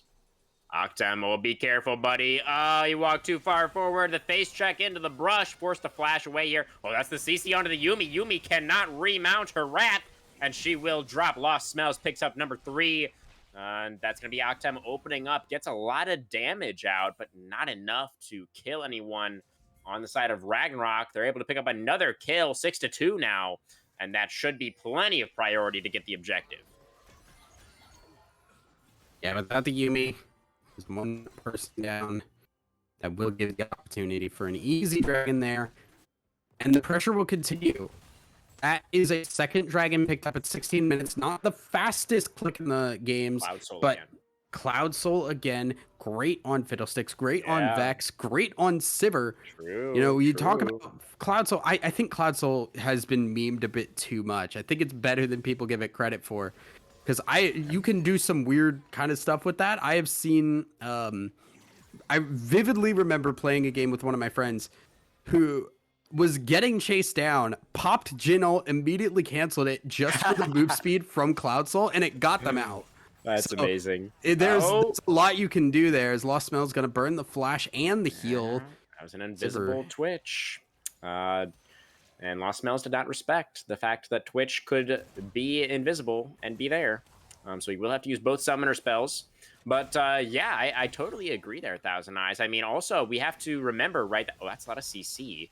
Kroot's able to get a lot of damage out there. Finishing the Everfrost, big power spike for the Rise. Nice sidestep on the Dredge line there as well. Kroot seems to have recovered nicely from those early couple of deaths. Actually has about a 10 CS lead over the Vex right now. But as you were saying there with the Cloud Soul, it actually was the dragon that was buffed the most on this patch, right? Out of all of the dragons, out of all the dragon souls as well. So it's actually, I think I agree that it was underrated before, and now it's actually significantly stronger relatively than it used to be. So definitely could feel very, very strong here for the side of Ragnarok if they're able to pick that one up. We will see as we're gonna wait 3 minutes for that. Getting Cloud Soul at 20 minutes, 21 minutes or so, that's pretty good. And I think that will be kind of telling about where the rest of this game is going to go, because that does Soul signal... Point, you mean? Yeah. Sorry. Getting Soul Point at that 21 minute is pretty good. And then you're also looking at a team that's already snowballing pretty hard. It's just going to continue on from there. You're getting more and more free stats. Yeah, absolutely. It would be so much pressure on the side of Pearl if that does come through.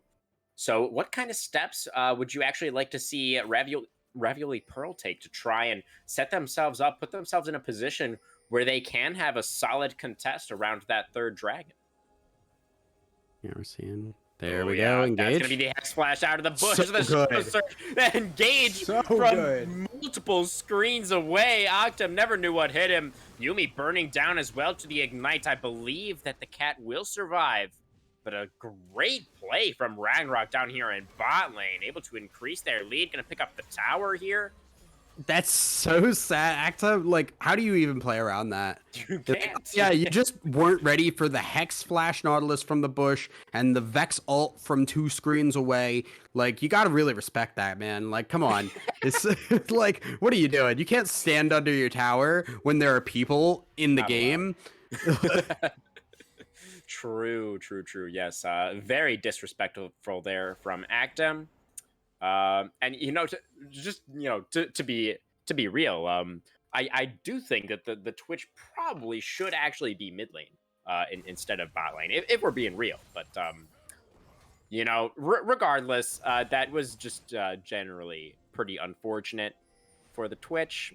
No way you could really see that coming. But again, just a really great play from Ragnarok. They set that up very, very nicely. Some great patience as well. We saw them kind of waiting in those bushes for their mark to appear, and no hesitation either. It was Phantom once again starting things off straight out of that bush with the Hex Flash, setting his team up very, very well.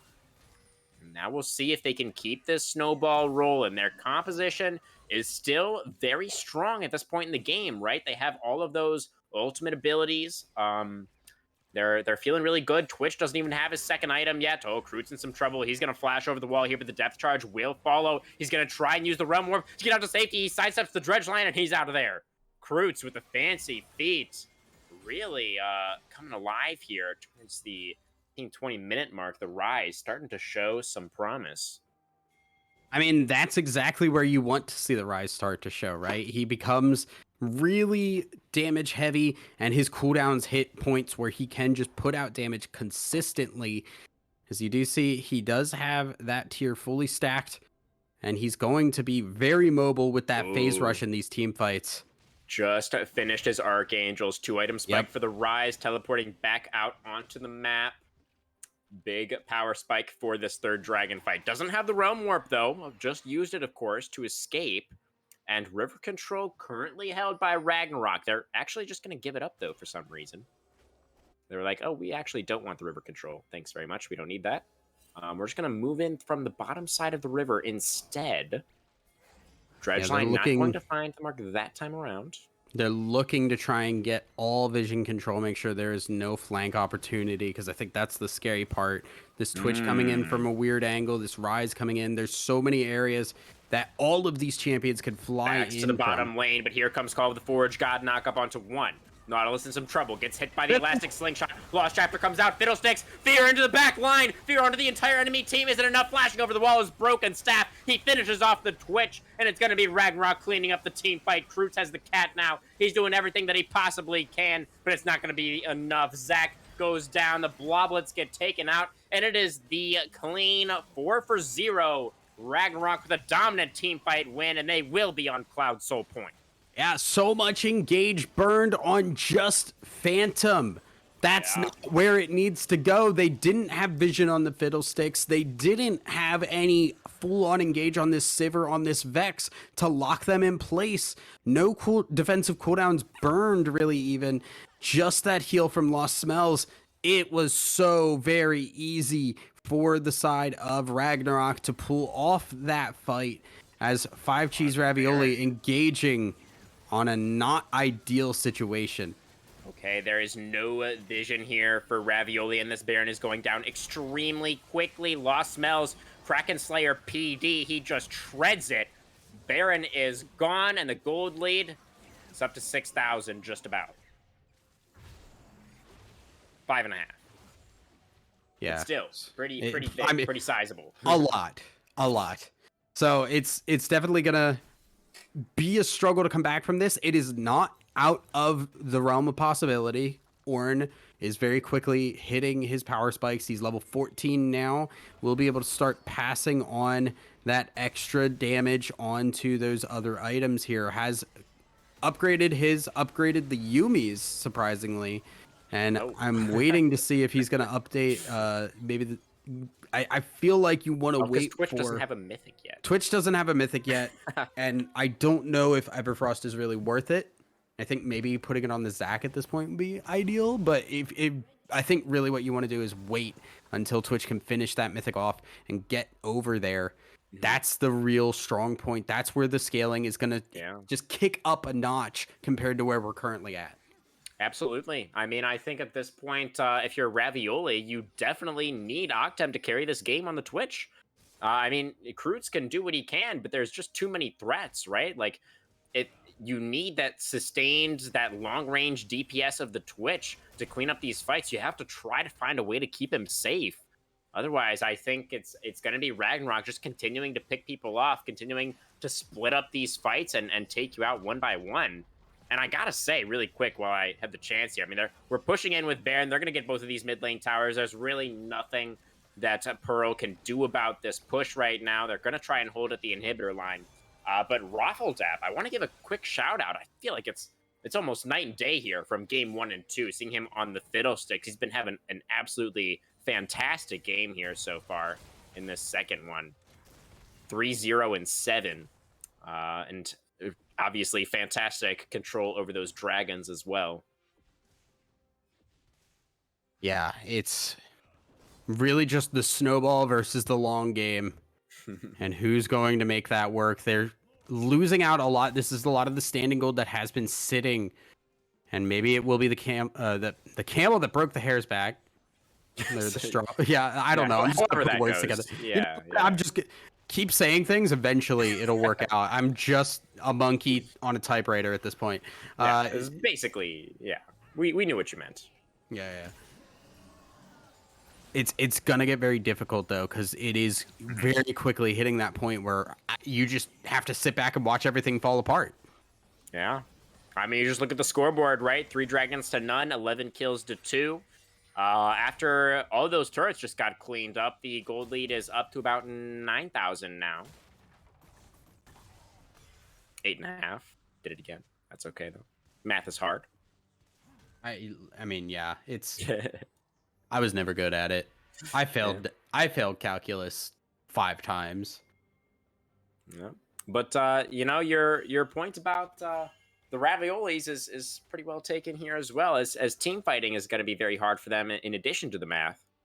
Oh, didn't actually mean to do that. Pun not intended. Sorry about that, guys. But yeah, it is going to be the Cloud Soul spawning in less than a minute now, and that's a blue buff on a Yuumi. Was that intentional? That might have been intentional, actually. Is it a Yuumi carry angle? Uh you say Kind that as a joke. of. Yeah. I am very familiar and unfortunate friends with somebody who likes to play on hit Yumi and Oh has god. done so in competitive games, and I had to cast it. Oh no. I I don't know what I would do, to be I honest. almost refused. He gave me the heads up about it, and I was like, you know what? Nope, I'm just gonna walk away. I'm pretty sure I did get up and walk away for a little bit. It was not a good time. Yeah. The sad part is he was up 2-0 for a bit. I guess we should just be thanking Rambo then that he is not doing that. Yeah, Soul gonna be picked up here pretty easily. And Yep. this is another instance of you're just kind of too far behind. Broken Stab maybe gonna get caught a little. Nope, he's just gonna do Not damage. even a little bit. Yeah. Not even a tiny bit. Twitch. Oh dear. Okay, Yuumi just able to get away there. No, never mind. Yuumi is not going anywhere. Well, maybe that's the flash over the wall. And Cog trying to peel for the 80 carry. And that will be the disengage. But that's both summoners off of Octem. Those are going to be 2 of the most important summoners in the game. And without those, trying to hold your inhibitor tower is going to be very, very difficult. Although Baron, of course, is not currently held by Ragnarok, but it may be very soon, as it is spawning back onto the Rift in just about 40 seconds here. And I can't imagine that the side of Ragnarok are going to allow it to live for very long.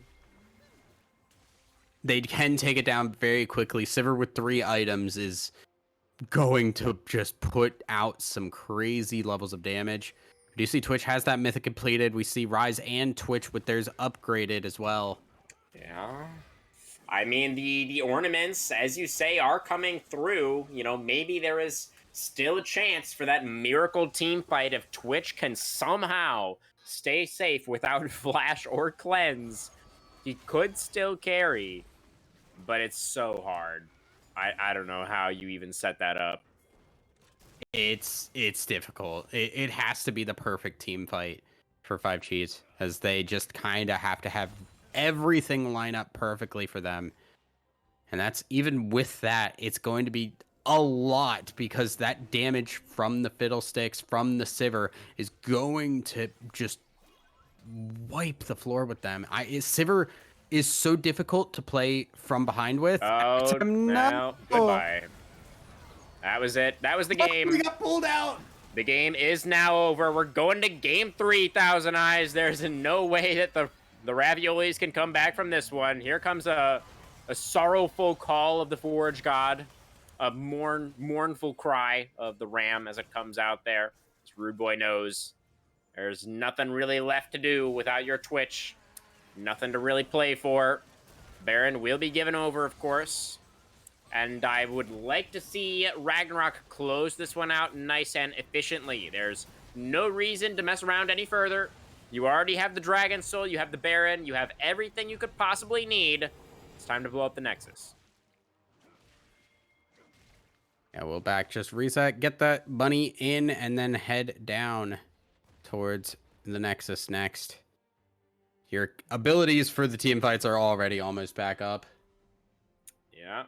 Shadow Surge, as we can see, yeah, just coming off of cooldown already. I'm gonna really quick get the cooldown on that. Shadow Surge, oh, it's about a 70-second cooldown still, but that is certainly low enough, as the Twitch will get found by that ability once again. That's like 3 times in a row, to be honest. Elliot's just been dialing it in towards the late game here. Very clean, honestly. This game probably even more decisive than game 1 was, wouldn't you say? I mean, it's not over yet. Maybe we should wait for the Nexus to actually blow up. But, I mean, Twitch and Yumi are dead again. So I really think it's gonna happen momentarily. Yeah. What do you think? More dominant? I think more dominant. Okay, so It's technically Five Cheese same got length. faster. It was faster for Five Cheese, but Slightly just barely. faster, yeah. So, yeah, I mean, Twitch is alive again. He's gonna pop out of his stealth and do some damage. And he's gonna be able to finish off. No, he wasn't quite able to finish off the Sivir. That was yeah, the last boomerang came out there from Smells, and I think it crit. And that was the end of the rat. And yeah, I mean, maybe I should have cast that fight actually, because it did end up being pretty close. There's some really low health bars there. I just kind of was waiting for the Nexus to blow up. That last fight did end up being pretty close, but, you know, Broken Staff was level 18 on the Gangplank, and he was still looking pretty healthy there. So, I mean, I really don't think... even if somehow the side of the Raviolis were able to make a stand at the Nexus there, I don't think it would have really changed all that much. Yeah, it was a very clean game from start to finish. Once that bot lane started going once again, it was just, well, Yeah. okay, what do we do?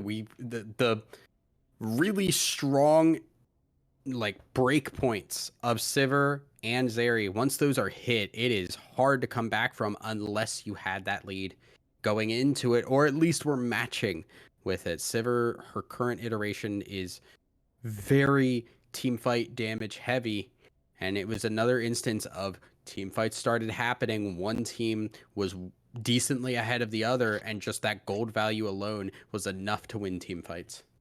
I mean, we say it was the Sivir, and she did pick up most of the kills, but most damage in the game was actually Broken Staff on the plank from the top side, topping out those charts at 21k. And Vex actually just behind him at 20. And Elliot, I gotta say, Elliot is really the one who ended that game. Like, yes, Smells and Phantom are the ones who got the advantage, but Elliot just landed like 3 or 4 ults in a row at the end there and just absolutely slammed the door on it. Yeah, it was really clean, and I think right now it's just going to be back to the drawing board. This is kind of a scary point. You won game 1 really convincingly. Now you're going into game 2 and you get dumpstered pretty hard. Oh, Five Cheese Ravioli are in a weird mental spot because you have to be questioning, well, how did we win game 1 so hard that and weren't able to replicate it for game 2? What happened here? That's the question that they've got to answer in the next couple of minutes. Well, we're going to do a little bit of deliberating on that one ourselves as well, and we're going to need to go to a quick break in order to do that. But we will be back very soon with some more Style Esports. We'll see you then.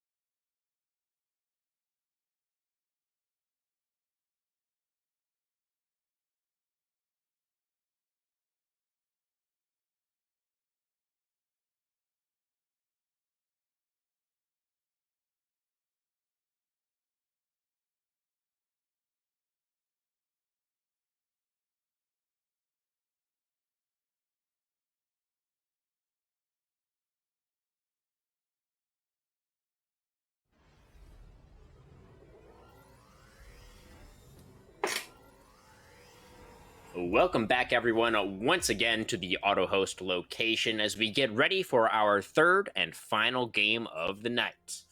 Into the draft, it's the Ravioli Pearls back on the blue side, and Ragnarok pushed back over to the red. Blue side, of course, 2-0 so far on the night. Time to see if that streak will continue.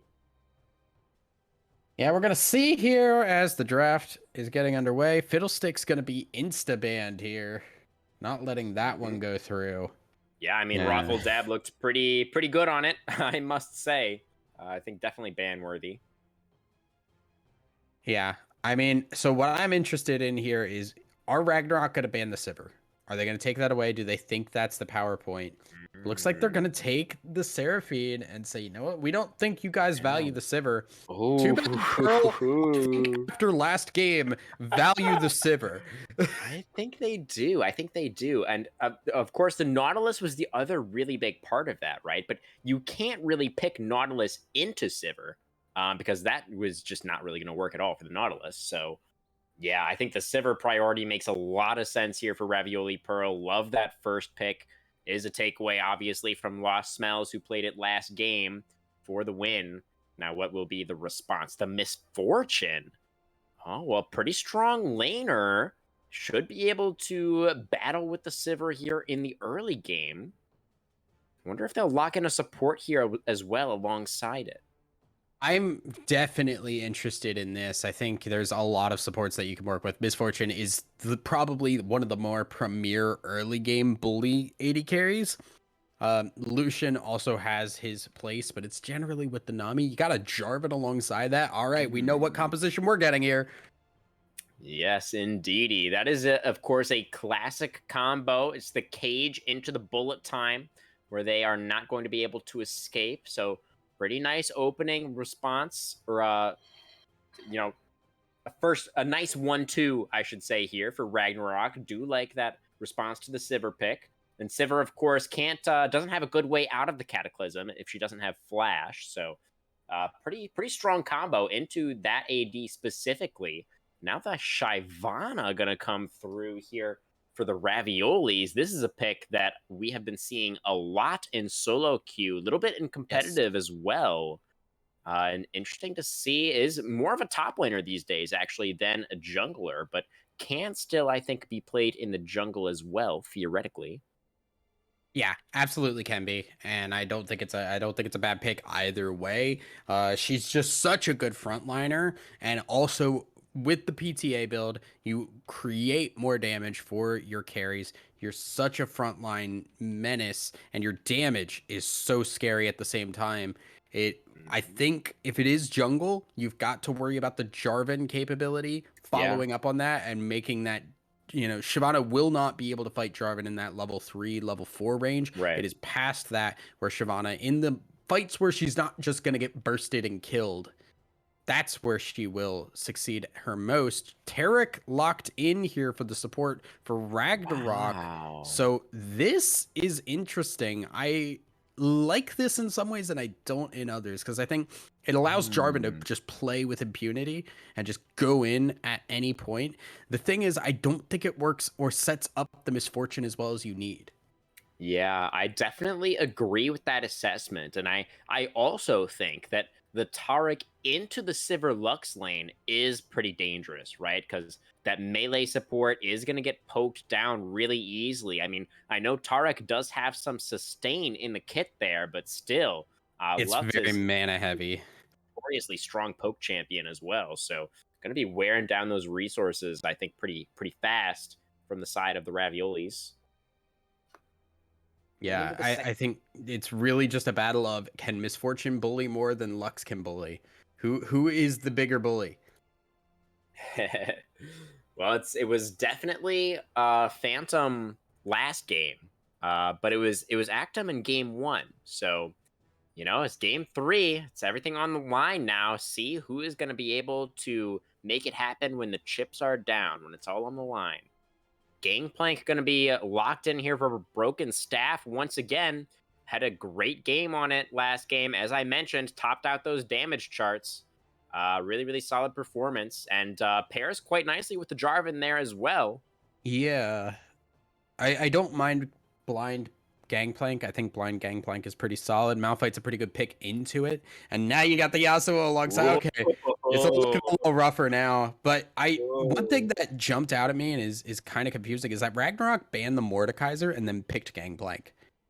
That's Mm, really weird to me because Gangplank can just he never has to use oranges on anything but the Mordekaiser ultimate. yeah. It seems like a pretty no-brainer. Like even if they take the Mordekaiser, you pick that Gangplank. I Maybe they were just worried about the Mordekaiser going into the rest of their composition. I They feel like he can just like guess take out the Jarvan, and then there's like no cage to set up a team fight anymore. I don't know. it's It feels a little bit maybe weird to me too. it's a little funky. Silas gonna be picked up in response to that Malphite, so we're Yeah, gonna get yeah. really there is the setup, but it is very required that Silas not only gets the Malphite ultimate, but gets it on cooldown because remember, it is twice the ultimate cooldown that Silas needs to wait in order to get that Malphite ult. Yeah, definitely. But eventually, once if we do get to the late game, then Silas will eventually become a better Malphite, right? So you know the scaling is definitely there for Ragnarok. They have the plank once again as well. You know, over on the other side though, they have got team fight once again in spades. Sivir, Malphite, Yasuo. Doesn't get much more team fight than that. Yeah, with a Shyvana and a on over top, like that's also big AoE damage that's going to come through no matter what build she goes for. It does then push the Shyvana into the jungle role, which means early game Jarvan may look for some Yeah, aggression here. yeah, definitely could. Yasuo's early levels not going to be providing a lot of protection. Going to Yeah. get shoved in hard. I would imagine here by the Silas if he wants to shove that. You've also got Misfortune Tarek to play around too, so there's a lot of really strong lanes to allow Jarvan to invade. We'll see if they want to play around that though. Definitely a lot going on here in the early game. Yeah, I think is that actually 3 pushing lanes for Ragnarok? I mean, I Sivir believe so. Lux. So Lux, here's I think will have push. Sivir's gonna outpush the way it's gonna work is MF Tarek's gonna have a little bit more in terms of the like level 1 to 2 power. Once we get past that, the push and the poke can work really well against Misfortune Tarek. It really depends on is Misfortune Tarek gonna be able to abuse in that level 1 to 3 range enough to keep this Sivir and Lux on the back foot till they get their first back. Hmm. Gonna be really, really interesting to see. I do feel like I don't know if you agree with this, but I do feel like at least the early game for both of our last 2 games has been decided in the bot lane. So could be really, really spicy down there early on and could have a big impact on the outcome. And, you know, I think as you were just kind of hinting at, it will come down a lot to how this lane is played out. Because Sivir and Lux are going to have a lot of pressure here, but, you know, as you say, once Tarek and MF get a couple of levels and the sustain starts to come through a little bit more from the Tarek, then they should have some opportunities to fight back, especially if Jarvan makes his way down there. Yeah, I'm really keeping my eye on the very early levels here. I want Ragnarok to pressure this hard. I think they need to if they want to start this game off on the right foot. If they wait until like level 5, 6, that's where things get scary. That's where the Malphite ult comes in. That's where Yasuo can start to do some work. That's where Shyvana and Sivir and Lux, like these are all very hard level 6 spike champions. You got Such Tarek, a you huge got spike, yeah. TP. Yeah, like there's definitely level 6 on the other side, but it feels like that power is like, okay, level 6 is probably one of our strongest points. Maybe another spike at level 11. FCR Pearl hits that level 6 spike and they just keep going. Yeah, it was almost like Ravioli Pearl looked at what Ragnarok was putting together over there. It was like, oh wow, they spike pretty hard. You know, level 6. They have a pretty good team fighting composition. What if we spiked even harder? they Yeah. just they just stole Ragnarok's composition from the other side and did it better. So it is interesting. The Silas last pick though does feel pretty strong. Being able to play that into the Malphite is going to feel pretty Yes. decent. Although I don't know how we feel about the rest of those ultimates. It's pretty much Elliot going to be wanting to be locked in, I Shyvana. think. Yeah. Shyvana's pretty good, I feel Okay. like. All right. All right. I think, yeah, it's probably Malphite and Shyvana, maybe a Luxalt if you have to. The big thing is Silas just needs two. If he's, because remember, he has to wait one ultimate cooldown essentially before he could pick up the Malphite ult or whichever ult a second time. If he has two, he could just swap back and forth between them. It's not really a big deal at that point. It's just access to them. Or is a long range. It's not too hard to get. Yeah. All right. All right, here, Thousand Eyes. Let's get one more prediction from you tonight.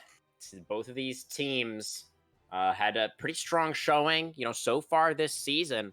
They've been doing a lot of winning so far, both sides. This matchup here in week 5 could have a big impact on the standings, as we move forward in season 12. And now that we see the compositions, what are you feeling? Who do you think is going to take it? I'm leaning towards 5 cheese ravioli. I think the power point for Ragnarok is too small for them to really take enough advantage of to be able to utilize. We'll see, but I think really once Pearl get going, once they hit their power spikes, which aren't super late game, it's hard to continue to fight them unless a mistake occurs. All right. So will the side of Ragnarok be able to find their angles? Can Raffledab have a good game on an AD jungler? Will Phantom be able to carry once again with the Taric? Or will the Wombo combo from the 5 cheese raviolis just be a little bit too much? The deciding game 3 of tonight's match right after this short break.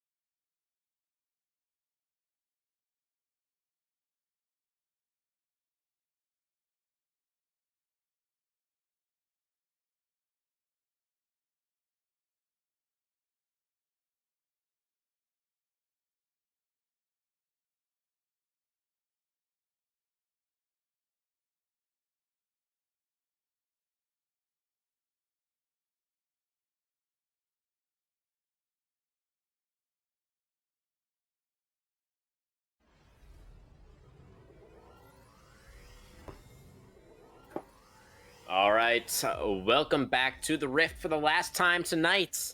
Our team's tied up at 1-1. The Raviolis with side selection here for game 3, moving back to blue side, of course.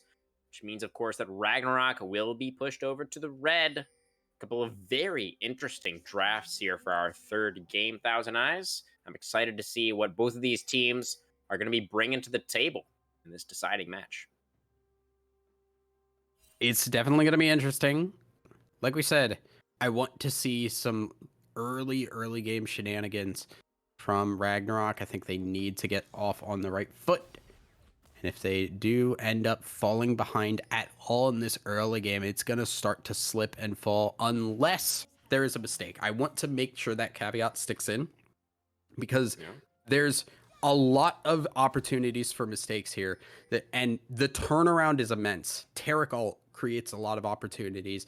Silas stealing some of these ults can be really big. GP can turn fights from a distance if you're not ready for them. There are ways. There are ways to make this go back the other way, but I think if both teams play perfectly, it has to be early game advantages from Ragnarok in order to go into this mid game with some ability to fight. Both junglers going to be starting on their respective red buffs. Makes a lot of sense. Shyvana has no reason to start blue. That would just be not what she wants to do. And then Jarvan, of course, wants to path away from the Malphite. So pretty good stuff here from both of these junglers. Interestingly, it is going to be PTA on the Misfortune for Lost Smells. Going to be going for the on-hit build as opposed to lethality or anything like that. So that's going to be Krutz taking a little bit of a bad trade here, but is able to dash forward and trade back. Yeah, I did like the early level 2 for Tarek Sivir. Actim in trouble. Gonna have to flash here and use the heal as well. Actually, didn't use the flash for the Sivir. Yeah, didn't have to. There's the flash heal from Lost Smells. Trying to chase down. Now, that is perfect. That is absolutely what we wanted to see. The level 2 go in, and then Phantom and Lost Smells, they just go. Oh, the flash for the stun! No Phantom on the Tarek makes it happen. First blood in bot lane once again for Ragnarok. That was so good. And there's kind of what we said. Level 1, 2, 3. That is where this lane is going to have a clear opportunity to abuse the opponent. After that, it's going to start to be Sivir Lux able to push this. If they get the lead now, which they have, although Tarek does get the first blood, they have an opportunity to keep pressure on, and those small mistakes that if they were even wouldn't matter as much now become more influential. Yeah, definitely. Looking very, very shiny so far on the Tarek, able to punish very effectively that Sivir, who actually did have flash. I miscalled that a little bit. I forgot that Actim didn't use the flash. He straight up just didn't react in time. Phantom just flashed at his face and stunned him, and that was first blood. So yeah, really great stuff. Really good aggression coming out of Ragnarok here in the first couple of minutes of play. The wave did bounce off of the tower there for the Malphite, so Gangplank pushing out now. Ruffledab making his way down here to the bottom side. Rambo forced to flash away now. Trying to stay a lot of damage, though, onto the Jarvan. Yes, he is forced to flash away as well. So it ends up being a trade of flashes between J4 and Lux.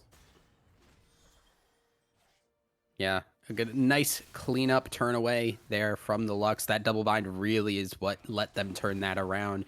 Sivir damage already pretty solid when you get into those areas where the boomerang blade hits, the ricochet hits, the AoE damage is where Sivir really shines. We're looking, Raffledab really needs to play this smart or he is going to end up giving a kill over. Yeah, still pretty low from that last gank attempt. Took the crab and wanted to see if he could maybe find something else down here. Knows that there's no flash on the Lux, but I do agree that it's pretty ill-advised as he is, as we said, quite low. He's still on the map. Raffledab is just refusing to go base. Shyvana has gone base already, picked up boots and health crystal, and here it comes. There's the EQ. That's why we didn't go back to the fountain, because we're looking for the kills instead. There are no enemy champions in the fountain, Thousand Eyes. That's what Raffledab is looking for. He's going to get another flash off of Yasuo this time. Nice light binding. That's... Oh, my goodness. Spell shield will hit there, and Phantom just going to Back away. Yeah, Actem level 3 now, so has the spell shield. Will be able to just keep himself alive there. And that could have gone real bad if there was a level 6 there. Granted, they were fully aware Yasuo did not have the level 6, but the double knockup on the end, like that is exactly why I was like, I don't know if I like this. Because those kinds of things can happen. Yasuo can turn ganks around if you're low health, unless you absolutely just burst someone down with the Jarvan. Yeah. It was good layering of the CC. Elliot managed to land the chains and set up for a very nice EQ follow-up from Raffledab that did, as we mentioned already, force out that flash. That's going to be Lux stunned up. Low mana, no flash, a lot of damage, lost smells. That's the cannon barrage from downtown. Broken Staff picks it up. 1-0 now on the plank. He's feeling real good once again. Yeah, a nice ultimate, and now with GP picking up that kill, it's just a little bit up. Rude Boy just like, guys, come on. Like, please. Well, I I can't mean, stop the him from global doing that. ultimate, Yeah. like, what can they do? Yeah. Top lane didn't ping Mia. Hello? Hello? Please ping. Now, Rude Boy has to be a little bit frustrated with that, but at the same time, yeah, this is really just the Gangplank trying to hit that scaling and trying to make sure that at the points where these team fights start happening, that GP's extra damage, extra gold will start to cause problems. Because remember, those barrels, they have armor shred. They will pop people even if they start stacking that armor. Yes, indeedy. That's one of the reasons that Gangplank is so very good into tanks, because he does have that armor shred, as you say.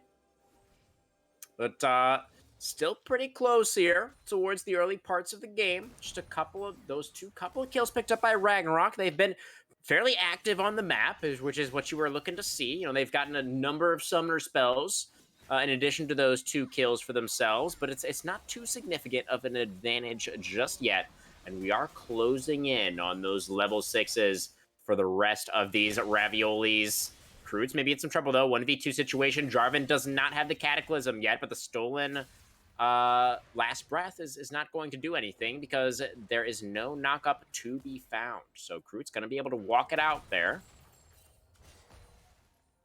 Rift Herald alive on the map, just spawned in. Look at the cheese being set up on that bot side there, but not going to get picked up. Rambo checking that smartly. It's very hard to cheese the Lux if you're playing it correctly and safely. Anything that looks kind of iffy, you're going to check with that E first. Now we do see Ancog starting up that dragon. Remember, Shyvana not only gets the extra bonuses from taking those dragons, so it's great, she also does 20% extra damage to the dragons, so she takes them very quickly, even with the bonus. So the bonus that health that they were given this patch is even better for Shyvana because she's going to take it a lot faster.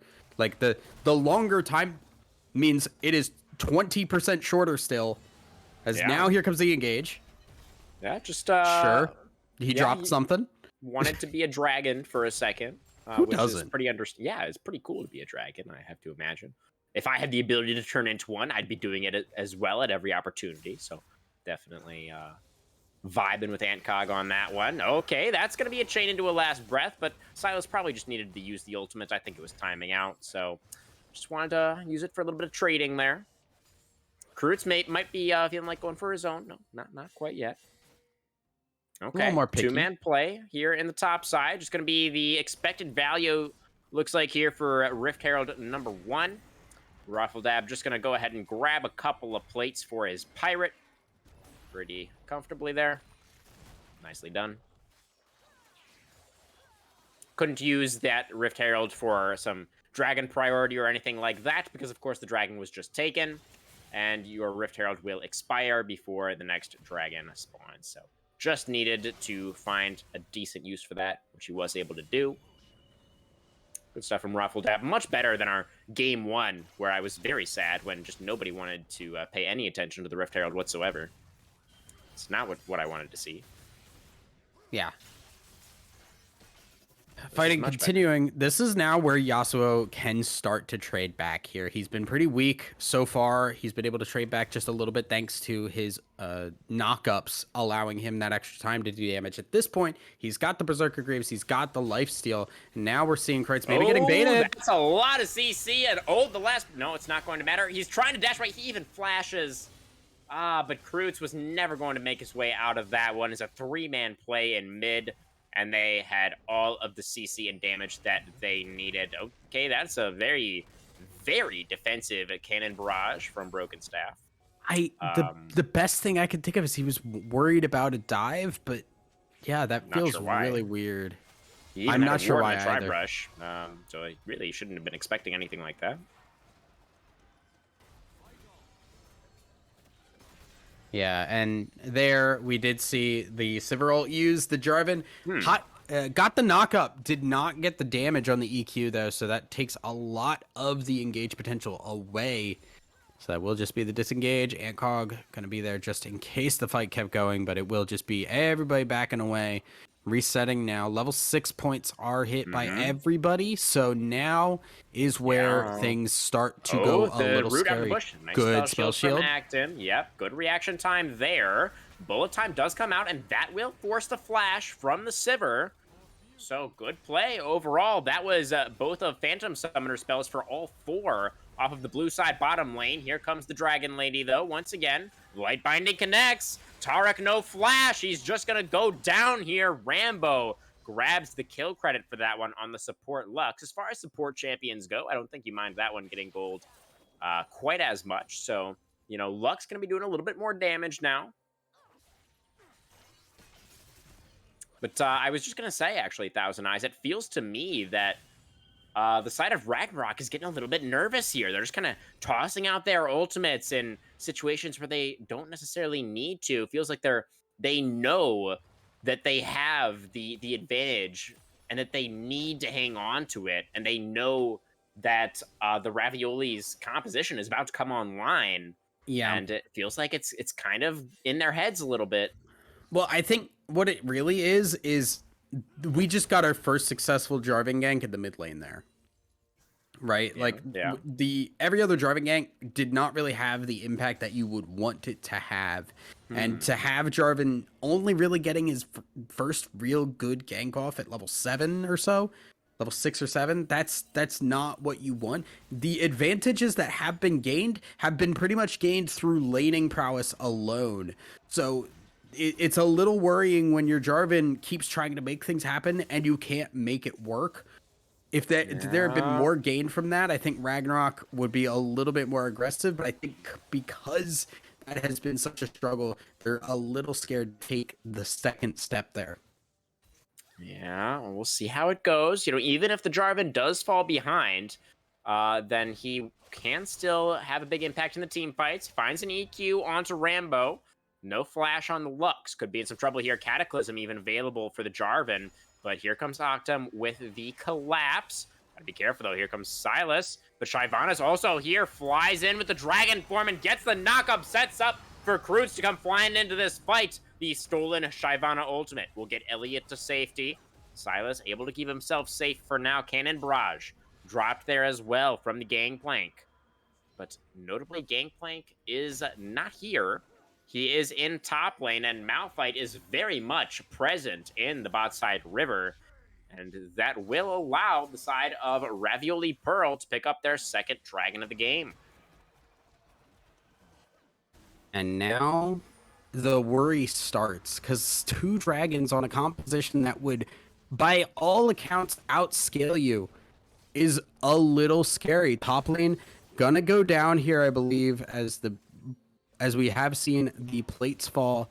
GP should be able to pick that tower up and back away. GP unlocked will help a lot here. There it is. First brick claimed in the top lane by Broken Staff on the plank. Feeling pretty strong. He is definitely the wealthiest person in the game right now by about 1,500 golds.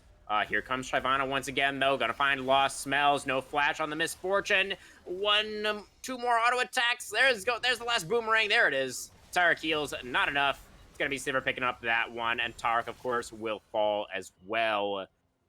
And Ancog with a little bit of bot side focus here, and it definitely seems to be paying off. Absolutely. As there is the scaling, there is the level 6 power. And the disengage potential only as good as the Tarek ultimate cooldown is available. Oh, Rude the boy. unstoppable force was indeed unstoppable, but it was forced into the wrong place. But it's not going to matter as the knockup still comes through, and Silas is going to be hitting the dirt. The Rift Herald, second Rift Herald, is claimed by the side of Ragnarok, but once again feels like a little bit of a consolation prize that is not necessarily consoling enough. I mean, look, Rude Boy, what this tells me is Rude Boy can trip and fall on his face and still win fights. Like, this man cannot be stopped. He's rock solid. I don't know what else there is to say. He's rock solid. It's hard to walk as a rock. So, I mean, like, hey, already that he's well and above any other mountain I've seen in my life. I think so. Very above average mountain. Yeah. He talks too. How many mountains do you know that talk? It's very impressive, yeah. Yeah, honestly. The Phantom in the mid lane here, just trying to hold the minion wave at the moment. He does have his Silas joining up with him now. Gets the flash root once again. We've seen this play before, but Krutz has his own flash, and he will be able to escape underneath the tier 1. Phantom, though, is still looking for these plays. I think he could still be the difference maker. Broken Staff, and once again, been having a pretty solid performance on the plank, and here comes Shirley. Gonna go ahead and butt her head into that tier 1 tower, but it was very, very healthy before, and so it will still remain at about 50% HP. And Dragon number 3, in a couple of minutes here, Thousand Eyes, Ocean Soul this game, and if we see a Shyvana and a Malphite with Ocean Soul, that is not very easy to play against. It's so first off, I wanted to point out here the fact that Kreutz got away was purely because Raffledab tried to predict some kind of flash disengage and did not hit the EQ at all. No, but he taking a lot of damage here. Will get away. He needs to be alive for this dragon here, and you do not want to give away another death to this GP. That is one area that they have here had comes on the hunt. The sidestep for Broken Staff is decent, away from the boomerang.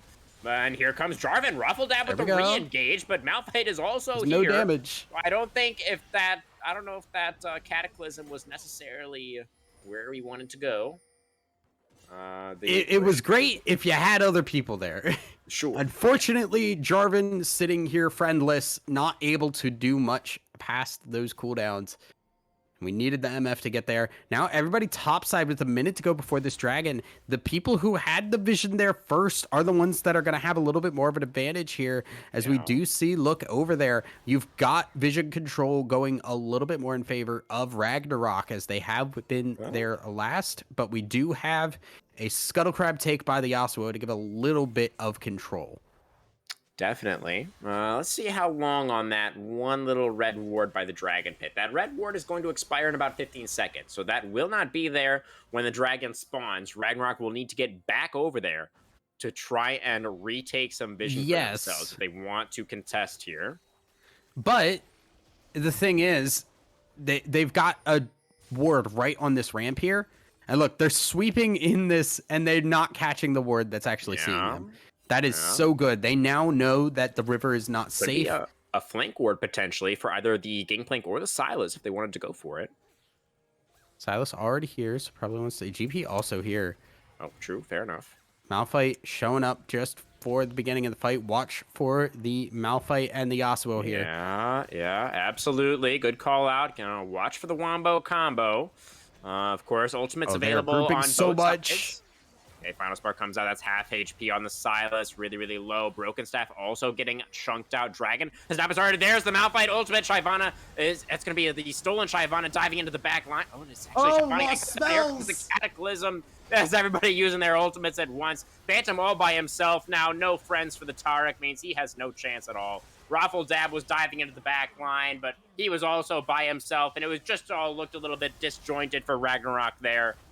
It's going to be the 4-for-1 team fight as they were able to pick up the Sivir at least, but they will lose the dragon. They will lose the fight, and they are really up against it now, I think, on the side of Ragnarok. Oh my goodness, yes. As you saw 5G's Ravioli just peel up the rock and watch the cockroaches scatter as they threw the Malphite in, and you saw half the people go down, but Lost Smells was still up while the Terragalt was going down. Lost Smells couldn't get in there, just jumped into that team fight, bullet timed nothing at all. This MF did almost nothing in that entire fight. And because of that, and the fact that Broken Staff also got pushed away from that fight on the top side earlier on, there was nothing that Ragnarok could do as that fight started out. Really smart engage tools used, and now we see 5G's Ravioli on Soul Point with their ultimates ready to go once again for another fight.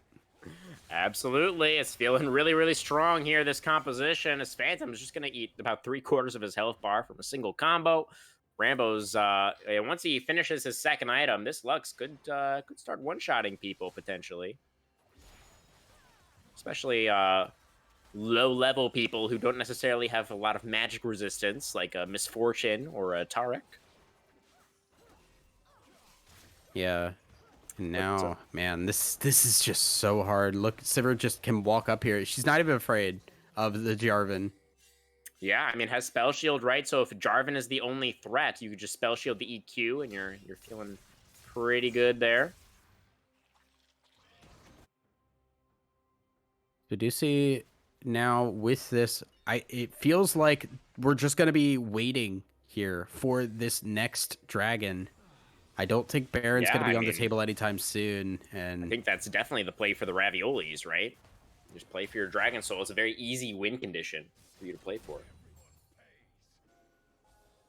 Yeah, and they don't want to go for the Baron, which I think is the really smart call. And the reason I say that is because you have the Cataclysm, Misfortune, Bullet Time, the Tarek ultimate coming down as well. Like, there's so many scary things that you don't want to really group for when Baron is going to do so much more damage. Right? Like, if you're fighting Baron, you're going to take a lot more damage than trying to do Dragon.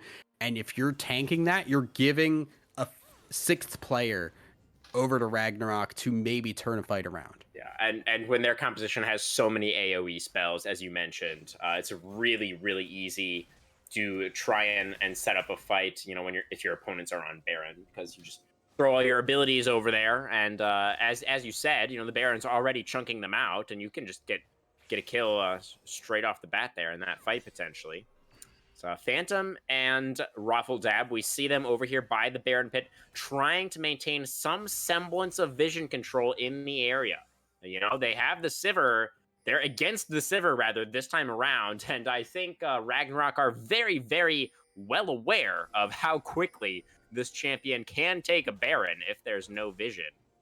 So trying to keep some wards down in their topside jungle, but that's a flash forward from Tarek. Raffledab gonna be trying to go in here with the EQ. Just jumps on Actem, but again, no follow-up. That will be the bullet time over the wall. Forces a flash out from Actem, but Misfortune had to expose herself pretty far forward to make that one happen, and Shyvana in the back line there is just already completely unkillable.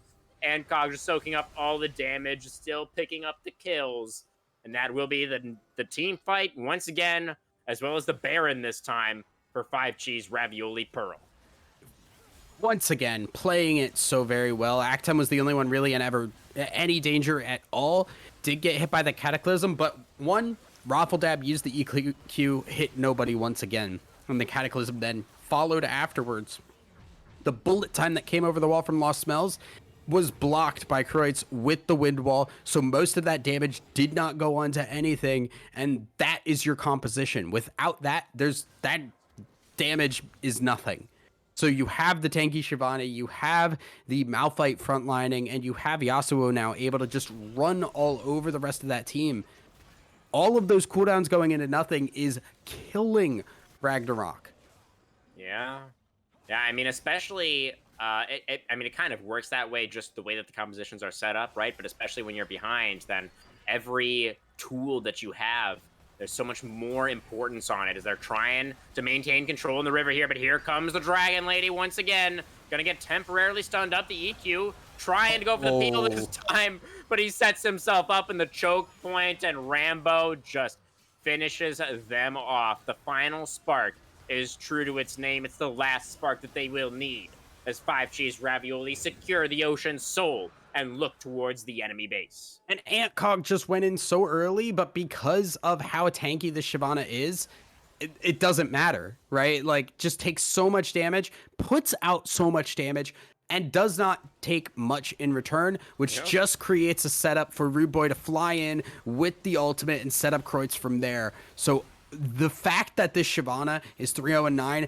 opens up opportunities for her to go super deep, and then as everybody's burning cooldowns to try and peel this Shyvana off, then as they're not paying attention, you get the Malphite out, you get Kreutz in there, you get Sivir flying everybody else in. Right now, 5 Cheese Ravioli are rolling on all cylinders. Yeah, they are rolling deep here through their opponent's top side. Already took out that mid lane inhibitor, and they're just going to stay grouped up and death ball straight up here towards top side. Look to break open some more of that base.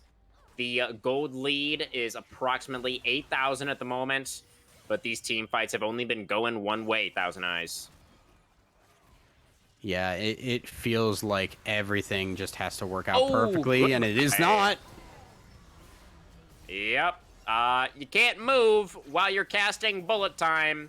And if you can't move, then the rock will find you. Lost Smells gets taken out there. Rough game for him on the Misfortune 0-4. Looked like potentially a good start. You know, Phantom was looking good, looking aggressive there on the Taric in the early laning phase. I was expecting Sivir and Lux to be able to dominate that lane a little bit more. It was close for a little while, but you know, it's that mid game spike, those levels. Okay, that's a shutdown onto the Sivir. Let me cast the last team fight this time. Let me I'll do that much as here comes Elliot. He's gonna get knocked up. He's running out of HP. He's gonna have to back off. Goes back in with the chains. That's a lot of healing from the Kingslayer, but it's gonna be Taric going down. Yasuo also drops Antcog, not able to transform right now. No damage losing left. Singularity. Just pops Elliot on the way out there. Does Rambo. It's gonna be decided if Ragnarok able to put up a last stand in their base, but how long have they really bought themselves?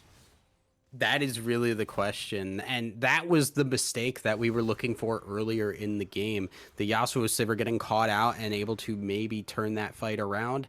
Unfortunately, it happens at a point where everything feels all but decided. So it's a little bit aggressive, but it's still, you know, something. It's still a glimmer of hope for Ragnarok as they are going to get this base cleaned up a little bit. They still have both Nexus towers, technically. And now the question really becomes, how much can they keep this wave, you know, in and around them so that they can keep farming while we wait another 2 minutes or so for this Baron and another 3 minutes for this Elder Dragon. Yeah, I mean, so silver linings, right, for Ragnarok. Gangplank is level 16. He has 3 items. He's about 400 or 500 gold away from Infinity Edge, so he'll be approaching 100% crit here pretty soon. Gangplank is very strong. The Raviolis, after getting pushed back out of the enemy base, don't seem to be making necessarily a beeline back there or anything like that. They are pushing in right now, but they don't seem to be forcing anything super hard at the moment. So maybe there is a little bit more time available for Ragnarok in this game where they can get maybe, you know, finish another item for somebody, set up a team fight somehow. I don't know. I'm not really sure, but here come the Raviolis now, pushing in bottom side, looking for that last inhibitor. They have a minion wave. They're a little reluctant to step up. Don't want to get engaged on. Not looking to throw this game away. They're playing very cautiously at the moment. Shyvana has transformation available, can go into dragon form whenever she wants. They're just biding their time. They're letting the super minions push in top and mid, and here comes Elliot. They know they have to make a play here on the side of Ragnarok, but in goes Malphite, sets up for Taric ulti. Yasuo ultimate. The Taric ultimate denies the damage. That's a kill onto the mid laner, and in the front line no. goes Golden. He is able to finish off a kill there. The Shyvana damage still doing so much, but he will get shut down by the Gangplank. It's a 2 versus 2 now left on the map. 4 players left standing. No minion wave right now for the Raviolis, but Malphite is Guys, basically this has isn't 2 minion working. waves by himself. This is not working, guys. That's a light binding. Final spark over the top. That's going to be a stopwatch forced out from the Jarvan. The Malphite follow-up. Here comes the kill.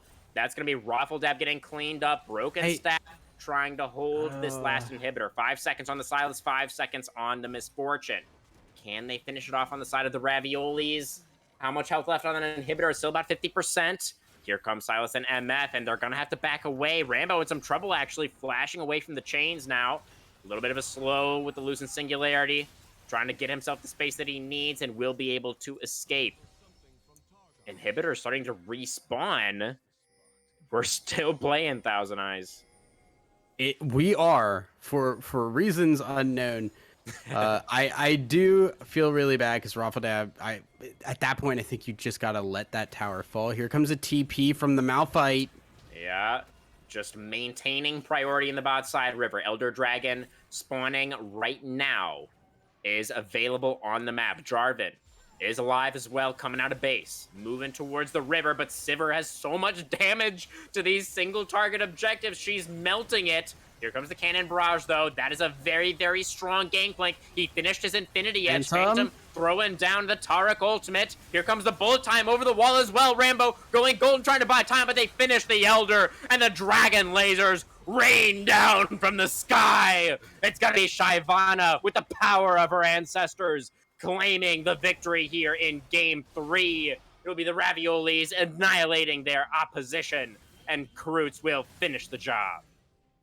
Yeah, it got a little messy at the end, but at the end of the day, the lead earned at that mid-game spike was all that was needed for 5 Cheese Ravioli. They get the better scaling late game, and they start getting going early enough to make it work. 5 Cheese Ravioli with the 2-1.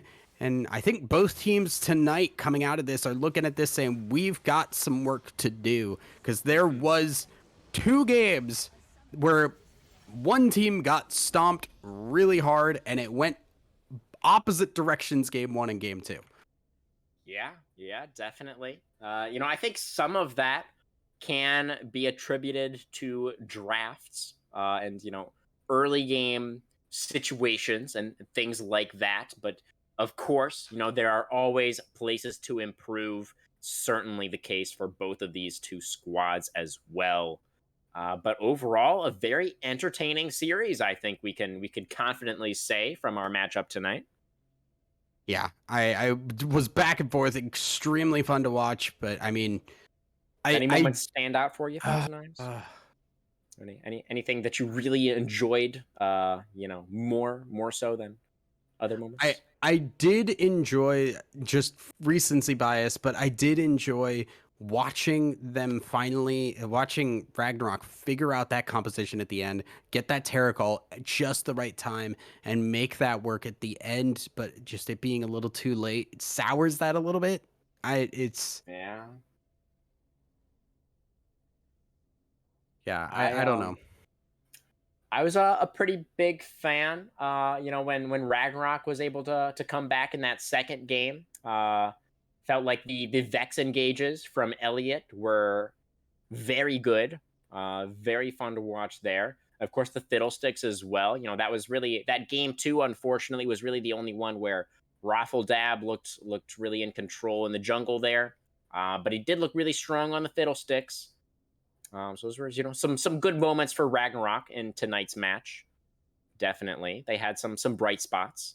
But who's your player of the game here? Well, we didn't do it for the first 2 games, so maybe we'll just call it player of the series. Who would you give it to here for the Pearl Raviolis? Oh my goodness. Okay, let me take a look back through these drafts to make sure that I have. Yeah. I have the players right here. Octem on the Zeri in game number 1 was the big carry for them.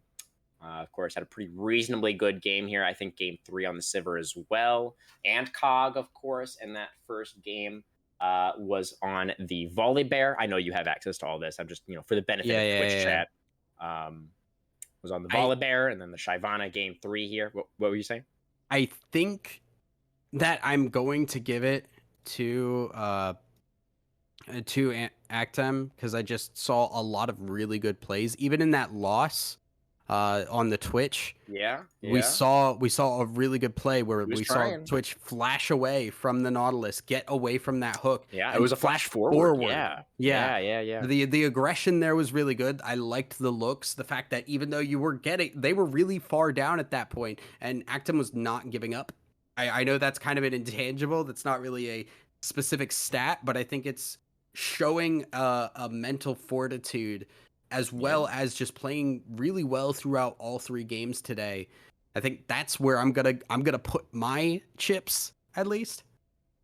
Definitely. I like that vote. It shows he's looking for those angles, right? He's looking for the punish, wants to find those advantages, not afraid. If he sees an angle that he likes, he's not afraid to pull the trigger on that. That's definitely a good quality in a player, at any level of play.